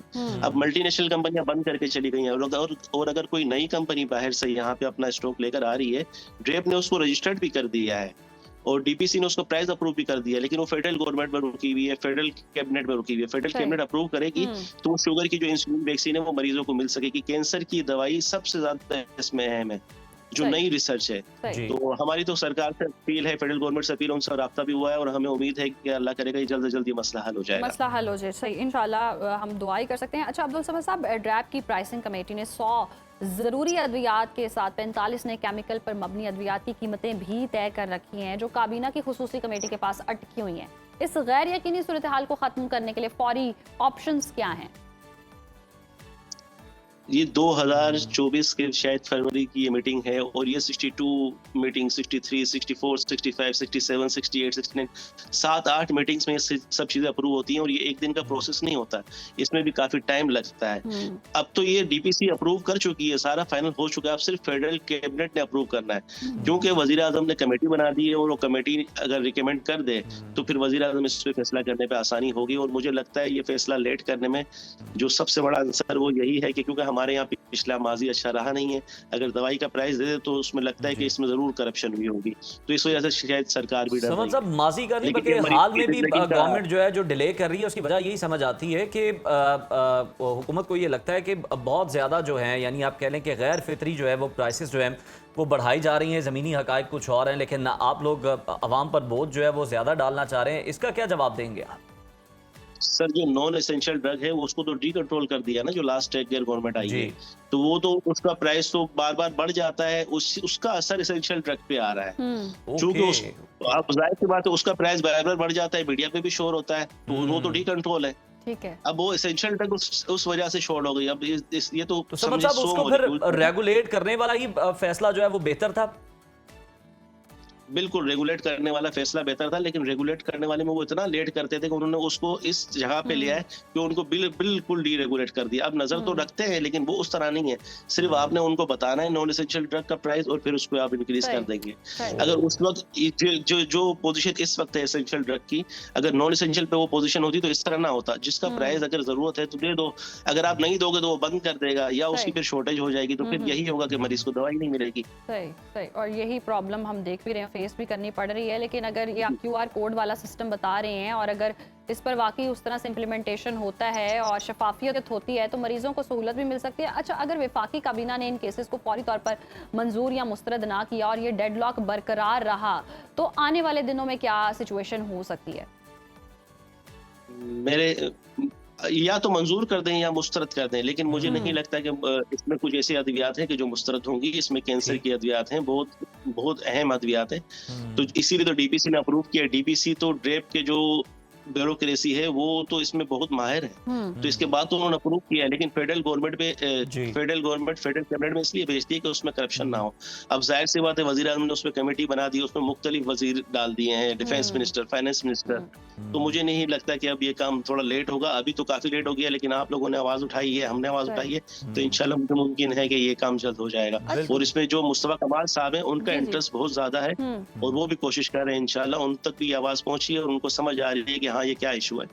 तो जिस तरह उन्होंने जाली अद्वियात के लिए QR कोड का सिस्टम इशू किया है, मुझे लगता है अगर न्यू इंटाइटल्ड ड्रग्स वो ज्यादा अहम है, वो न्यू रिसर्च अद्वियात होती हैं। अच्छा, अब्दुल समद साहब लास्टली ये भी बताइएगा, बहुत सारे केसेस में हम ऐसे भी देखते हैं जैसे कोई डॉक्टर है या अपना क्लिनिक प्राइवेट खोलकर बैठा होता है तो वो बहुत सारी ऐसी मेडिसिन लिख देता है जो आपको फार्मेसी से नॉर्मली मिलती नहीं है। फिर आप बाउंड हो जाते हैं उसी डॉक्टर से खरीदने के लिए और फिर आप जाते हैं और वो डॉक्टर कहता है ये दवाई है ही मेरे पास, ये किसी फार्मेसी में है नहीं। तो ये क्या स्ट्रेटजी होती है? क्या डॉक्टर अपनी कमाई के लिए कर रहा होता है और ये दवाइयां फार्मेसी में क्यों नहीं होती और डॉक्टर के पास कैसे चली जाती हैं? देखें, आप आम आवाम को तो ये बात नहीं पता। एक लोकल अगर ड्रग्स है तो वो आप फार्मूला वाइज किसी भी स्टोर से ले सकते हो। उसको कहें भाई ब्रांड चेंज कर दो, फार्मूला मुझे वही चाहिए और वो कम प्राइस में भी मिल जाता है। लेकिन एक अगर कोई इंटरनेशनल मेडिसिन है जो न्यू रिसर्च चाहिए, तो वो अगर हमारे यहाँ रजिस्टर्ड नहीं होगी, कोई बाहर से पढ़ के आया डॉक्टर, क्यों डॉक्टर रिसर्च कर रहे होते हैं, उन्हें पता होता है नई दवाई आ गई है, इस वर्ष में ये दवाई काम करेगी, तो वो दवाई यहाँ नहीं मिलती अगर यहाँ रजिस्टर्ड नहीं है। तो ये जो 45 ड्रग्स हैं उसमें ज्यादातर ड्रग्स वही हैं जो न्यू इंटाइटल्ड रिसर्च ड्रग्स हैं। तो उसके ऊपर फैसला जरूर जल्द अज जल्द होना चाहिए। हमारी मुस्तफा कमाल साहब से अपील भी है, हमने उन्हें लिखा भी है और हमारा उनसे राब्ता भी, इंशाल्लाह उम्मीद है कि वो जल्द मसला हल हो जाएगा, ताकि कम से कम कैंसर के मरीजों को, शुगर के मरीजों को जो नई रिसर्च दवाइयाँ उन तक पहुँच सके, उन तक दवाइयां पहुंच सकें। बहुत शुक्रिया अब्दुल समद साहब आपके वक्त। और वाकई जी ये मसले का हल फौरी तौर चाहिए, मरीजों को सफर नहीं करना चाहिए और जो अद्वियात है वो मरीजों तक पहुंचनी चाहिए, किल्लत नहीं होनी चाहिए। और जैसी किल्लत होती है माफिया एक्टिव हो जाती है। और आप देखें ना, हुकूमत ने भी अपना दामन छुड़ाया है, अपने लिए आसानी की है और लोगों के लिए मुश्किल खड़ी कर दी है कि जनाब आपने उनको ये माफिया के रहमो करम पर छोड़ दिया है जो आपको ब्लैकमेल करते हैं कि जी अद्वियात शॉर्ट हो जाएंगी। अब जो नॉर्मल अद्वियात हैं जो लाइफ सेविंग नहीं है उसको आपने डीरेगुलेट कर दिया उसकी कीमतों को, यानी कि वो जो कंपनी है वो अपनी मर्जी से कीमत बढ़ा सकती है। और फिर लोग यकीनन हम देखते हैं कि सोशल मीडिया और हर जगह वो ये इस पे आवाज़ उठाते हैं कि जनाब अद्वियात जो हैं वो हमें मिलती नहीं है और अगर मिलती हैं तो ये बहुत ज़्यादा कीमतें। और इसका असर आप देखें कि जो अद्वियात रेगुलेट हैं, लाइफ सेविंग अद्वियात हैं, बहुत ज़रूरी हैं, कैंसर की हैं, इस तरह के अमराज की है, उन पे भी इसका असर पड़ा है। वो भी जनाब अब आप देख लें कि फिर लोग जो है वो समझते हैं कि शायद ये भी उसी तरह से चल रहा है मामला। और अभी तक 2 साल से कैबिनेट पे ये मामला जो है वो अटका हुआ है और लोग जो है वो गुमगू की कैफियत में ऐसे ही है। और उज़ैर, जिस तरह से हुकूमत दावे करती है हमने जी सेहत की सहूलियात दे दी, इलाज आपको मुफ्त दे दिया, आप जाते हैं और ठीक है आप बड़े बड़े मसाइल के हल ढूंढ लेते हैं, इलाज करवा लेते हैं, बाद में अद्वियात इतनी महंगी होती हैं या अवेलेबल नहीं होती हैं, उनके लिए फिर आवाम ख्वार हो रही होती है। तो ये कोई बात नहीं है कि आपने इलाज की सहूलत दे दी और मेडिसिन दी ना, अद्वियात की परेशानी से आवाम को दो चार किए रखा। तो हुकूमत को इस पर कोई वाज़ेह पॉलिसी बनानी चाहिए और ये मसले सारे दूर होने चाहिए। बिल्कुल। और अभी खबर आपके साथ शेयर करते हैं कि आप यकीनन अपने बढ़ते हुए वजन से परेशान हैं और आजकल ज़्यादातर लोग यही हैं और फिर रिवायती डाइटिंग जो है वो करना शुरू कर देते हैं। तो जनाब ऑस्ट्रेलिया की एडिलेड यूनिवर्सिटी की एक नई रिसर्च आपके साथ शेयर करते हैं जो कि बड़ी खुशकुन है। मशहूर तिबी जर्नल क्लिनिकल न्यूट्रिशन में शाया होने वाली इस तहकीक के मुताबिक इंटरमिटेंट फास्टिंग यानी वक्फे से फाका करने से 18 माह के दौरान वजन में बिल्कुल उतनी ही कमी देखी गई जितनी रोजाना कैलोरीज गिन कर खाने वाली रिवायती डाइटिंग से हासिल होती है। लेकिन इस तरीके का सबसे बड़ा फायदा ये सामने आया कि इस पर अमल करने वाले अफराद ने हर वक्त खाने पर नजर रखने और कैलोरीज गिनने के शदीद ज़हनी और जज्बाती दबाव को बहुत कम महसूस किया। बिल्कुल। और इस तहकीक की सरबराह का जी कहना है कि ज़्यादातर लोग वज़न कम करने वाली डाइटिंग को असर ना होने की वजह से नहीं छोड़ते, बल्कि इसलिए छोड़ देते हैं क्योंकि रोज रोज हर निवाले की कैलोरीज गिनना जहनी तौर पर इंतहाई थका देने वाला अमल है। और वाकई ऐसा होता है जिस और पर इसके लिए तो महाम मशीन भी है, बकायदा लोग कैलोरीज काउंट बताती है। करते हैं, बिल्कुल ऐसे ही है, जिस पर मुस्तकिल मिजाजी से अमल करना एक तरह से नामुमकिन ही लगता है। और फिर यही वजह होती है कि इंटरमिटेंट फास्टिंग जो है वो इन लोगों के लिए एक बेहतरीन और आसान मुतबादिल साबित हो सकती है। इसलिए बहुत सारे जो मजहबी माहिरीन हैं वो यही कहते हैं कि फिर आप रोज़ा ही रख लें, ये सबसे ज़्यादा बेहतर अमल है। सवाब की नीयत से आपने जी एक काम किया, आपकी डाइट भी बेहतर होती है और सब कुछ, आपका ज़िंदगी का निज़ाम भी बेहतर होता है और वज़न भी कम हो जाता है, लाइफस्टाइल भी मेंटेन रहता है। तो ज़बरदस्त बात है ये। बिल्कुल जी। और नाजरीन, इकबाल ने कहा था, शहादत है मतलूब व मकसूद मोमिन, ना माले गनीमत ना किश्बर कुशाई। मौलाना फजलुर रहमान की जानिब से अमन अमान की सूरत हाल पर तनकीद के दौरान फौजी जवानों की शहादत को मुबैना तौर पर नौकरी और तनख्वाह से जोड़ने के उनके बयान पर उनसे गैर मशरूत माफ़ी मांगने का मुतालबा जोर पकड़ता जा रहा है। बिल्कुल उज़ैर, और अब ये मामला सिर्फ सियासतदानों तक महदूद नहीं बल्कि कानून दानों ने भी इस पर सख्त तरीन मौक़िफ़ इख्तियार किया। और गुजरावाला की अदालत में मौलाना फजलुर रहमान के ख़िलाफ़ रिट पिटीशन समाअत के लिए मंजूर कर ली गई है। और इस बयान के बाद मौलाना का सियासी मुस्तकबिल क्या होगा और उनके खिलाफ क्या कार्रवाई हो सकती है, इस पर बात करने के लिए हमारे साथ मौजूद हैं सदर कराची बार एसोसिएशन आमिर नवाज वड़ाई साहब। बहुत शुक्रिया आपके वक्त का, वेलकम टू सुनो पाकिस्तान। अच्छा, कराची बार एसोसिएशन ने रहमान के बयान पर बाकायदा एलामिया जारी किया है और कानून दानों के नज़दीक इस बयान में ऐसी कौन सी मुतनाज़े बातें हैं जिन पर मौलाना फजलुर रहमान के खिलाफ सख्त से सख्त कार्रवाई होनी चाहिए या हो सकती है? देखें, इस टाइम पे हमारा जो बेसिकली मकसद है वो ये है कि कानूनी चीज़ें तो अपनी जगह हैं, लेकिन मोरली और इखलाकी तौर पे भी ये एक उनकी जिम्मेदारी थी और एक सीनियर पॉलिटिशियन होने के नाते ये उनकी जिम्मेदारी थी कि वो ऐसी कोई स्टेटमेंट ना देते जिससे जो है हमारी जो शोहदा है उनकी शहादतें जो उन्होंने दी हैं उनकी तजलील होती, या फिर वो जो उनकी फैमिलीज है उनके जज्बात को मुजरू होते। एक सोल्जर जिसने अपनी जिंदगी बॉर्डर पे गुजारी और वहाँ पे मुल्क का दिफा करते हुए शहीद हुआ, और आप ये कह रहे हैं कि नहीं ये जो है 40,000 रुपये 50,000 रुपये सैलरी ले रहे हैं और इस वजह से ये शहादत नहीं है। मैं ये कहूँगा कि मौलाना साहब की ये स्टेटमेंट बहुत ही गलत स्टेटमेंट थी। बहुत सारे लोग 40-50,000 सैलरीज लेते हैं लेकिन कोई भी मरने के लिए नहीं जाता बॉर्डर पे। बॉर्डर पे वही कोई भी वहाँ पे जो जाता है वो दिल सोच के आता है कि भाई मैं जाऊंगा तो शहीद हूँगा, नौकरी पे मैं खड़ा हूँ, मैं घर वापस जा सकूंगा नहीं जा सकूंगा। तो मैं यही कहूँगा कि मौलाना साहब जो पहले खुद बढ़ चढ़ के गवर्नमेंटें गिराने में पार्टिसिपेट कर रहे थे दीगर इशूज पे, तब इनको कुछ समझ नहीं आ रही थी, तब सब सही था।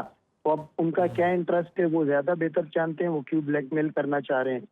लेकिन मेरे ख्याल से उनको इदारे को या हमें सबसे पहले जो अगर आपको उनको क्रिटिसाइज भी करना था तो वो पॉलिसीज को करते हैं, हम भी करते हैं, हमें भी इख्तलाफात है, हम बहुत सारी जगह पे क्रिटिसाइज करते हैं, लेकिन आप बहुत ज्यादा था तो इदारे या किसी और चीज को। लेकिन जो शहीद हो गए जो मुल्क की खातिर जिन्होंने अपनी जान दे दी है उनके बारे में आपको ऐसा कहते हुए आप वो सूट नहीं करता। और रूटीन में भी हम कोई शख्स जो दुनिया से रुखसत हो जाता है उसके बारे में उल्टी सीधी बात नहीं करते, हम कहते हैं चलो यार वो हो गया। लेकिन ये तो फिर हमारे हीरोज हैं जो शहीद हुए। तो मैं यही कहूँगा जिन्होंने कुर्बानियां देकर हमें महफूज किया है। जी बिल्कुल ऐसा ही है। तो मैं यही कहूँगा कि मौलाना साहब को जो है अपनी इस स्टेटमेंट से माजरत करनी चाहिए, स्टेप बैक करना चाहिए और नेक्स्ट टाइम एहतियात करना चाहिए। बिल्कुल बिल्कुल आमिर साहब, एहतियात भी करनी चाहिए और माफ़ी तो जो मांगे वो बिला वो गैर मशरूत हो, अनकंडीशनल उनकी जो है वो माफ़ी होनी चाहिए। और साथ ही साथ आप देखें ना कि किस तरह से मुमकिन है, आपने भी ये नुक्ता उठाया, समझ से बालातर है। मतलब आप किसी को भी तनख्वाह दे दें, किसी को भी इतने पैसे दे दें तो वो शहीद होने के लिए तैयार नहीं होता। तो फिर मौलाना क्या चाहते हैं, मतलब क्या बताना क्या मकसूद था? वो जो उनकी अपनी एक उन्होंने आर्मी क्रिएट की हुई है जो कभी एहतजाज के दौरान हम देखते हैं पार्कों में झूले ले रही होती है और फिर कभी इन्हें सलामी के चबूतरे पे ये बैठे होते हैं, इन्हें वो मार्च पास करते हुए आते हैं, जनाब सलामी देते हैं। क्या उनको ये उस रुतबे पर फायज करना चाहते हैं? इनके नज़दीक वो लोग मुकद्दम है? देखिए मैं ये कहूँगा कि चले ये तो एक टाइम से चल रहा है ना, हम मेन चीज जो उनसे अब अगर आप उस एंगल में भी देखते हैं कि अगर उनके साथ जो अपने लोग हैं जो उनकी सिक्योरिटी पे मामूर हैं, अल्लाह नहीं करे किसी मिसहैप में उनमें से किसी को के साथ कोई इंसिडेंट हो जाता है तो ये क्या कहेंगे कि ये तो पैसे लेता था बस इसका काम ही मरना था? नहीं, ये भी कहेंगे कि वो शहीद हुआ। तो वो लोग जो वो तो सिर्फ एक शख्स के लिए जो है वो की हिफाजत पे वो हो रहे हैं, और वो लोग जो पूरे मुल्क की हिफाजत पे अपनी जान का नजराना दे रहे हैं तो वो उनका क्या लेवल होगा। तो वो हमारे शोधा हैं, इनको ख्याल बिल्कुल करना पड़ेगा बिल्कुल और इनको आमिर माफी साहब, करनी और जिस मांगे। तरह से हम देखें एक जान की कुर्बानी इतनी बड़ी, मतलब इतनी छोटी सी कीमत पर जान की कुर्बानी, और ये सियासतदान और जिस जिस ओहदे पर ये फाइज हैं, ये तो अब एक सियासी कुर्बानी नहीं दे पाते हैं, अपने ओहदे तक की कुर्बानी नहीं दे पाते हैं। तो कुर्बानी का जज्बा लेकर ही हमारे जो शहीद हैं मैदानों में उतरते हैं, शहादत का जज्बा लेकर उतरते हैं, और इस तरह की बात कर देना वाकई अखलाकी तौर पर भी हर लिहाज से बहुत ही ज़्यादा नापसंद भी की जा रही, लोग गुस्सा भी करें। अच्छा, कराची बार की अगर हम बात कर लेते हैं, लामिया के मुताबिक मौलाना साहब से अपील की है कि वो अपने रिमार्क्स वापस लें और शहदा की कुर्बानियों का इतराफ़ करें। अगर वो ऐसा नहीं करते हैं तो बार एसोसिएशन इस मामले पर मजीद क्या कानूनी कदम उठा सकती है, क्या इरादा रख रही है? लेकिन इसमें अगर वो इस तरीके से नहीं करते तो फिर ये डिफेंस मिनिस्टर का काम है। हमने अपने पार्ट का, अपनी रिजर्वेशन जो भी हमारा स्टांस था वो हमने दे दिया है। फर्दर जो भी होगा वो फिर हमारी कैबिनेट बैठेगी, हम बाइनल मुशावरत से जो भी लायामल देना होगा हम देंगे। बट मेरे ख्याल से मौलाना साहब को मैच्योरिटी शो करनी चाहिए और उनको अपनी गलती का एहसास करते हुए माजरत करनी चाहिए। जी बिल्कुल, अपनी गलती का एहसास करके माजरत करनी चाहिए और बाकायदा तौर पर इस चीज़ का इतराफ़ भी करना चाहिए कि हमारे शहदा जो है, हमारे गाजी जो हैं, वो कुर्बानियाँ देकर हमारे मुल्क को महफूज करते हैं, हमारी जानों को महफूज करते हैं। और मौलाना का ये जो बयान है वाकई बहुत ही शर्मनाक है। बहुत शुक्रिया आमिर साहब आपके वक्त का, और वाकई पूरी कौम जो है इस वक्त गमो गुस्से का भी शिकार है कि ये किस तरह के बयानात आ रहे हैं। आप जिस बड़े लेवल पर बैठे हैं, आप एक लोटा बन जाते हैं जैसे ही कोई और माहम चले सियासत हुकूमत एक में तरफ आने रह लगता गई, है। आप खुद को आलम दीन कहते हैं, आपने दीन इस्लाम के अंदर जो शहीदों का रुतबा है, जो शहादत का मकाम है, आपने क्या वो नहीं पढ़ रखा?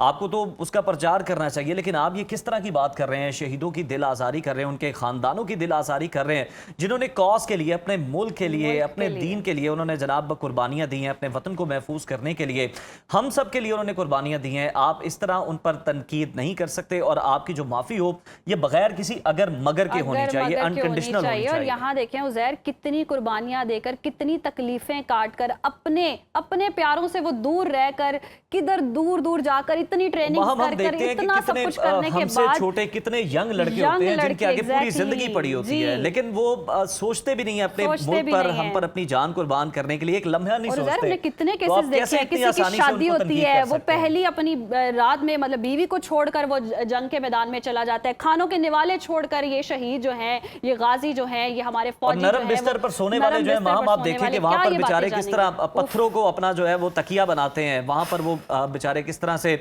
गुजारा करते हैं जंग के मैदान में, कई दिन जो है वो मुहिमात में गुजर जाते हैं। तो इस तरह का बयान दिल आज़ारी, और मौलाना जैसी ज़ेरक शख्सियत से जो कि अल्फाज का बड़ा नपातुला इस्तेमाल करते थे, उनसे जो ये बयान है ये एक्सपेक्ट नहीं किया जा सकता, और उनको इस पर फ़ौरन माफ़ी भी मांगनी चाहिए, बिल्कुल अखलाकी तौर पर भी और कानूनी तौर पर भी। आज के प्रोग्राम से इतना ही, हमें दीजिए इजाज़त। अल्लाह हाफ़िज़।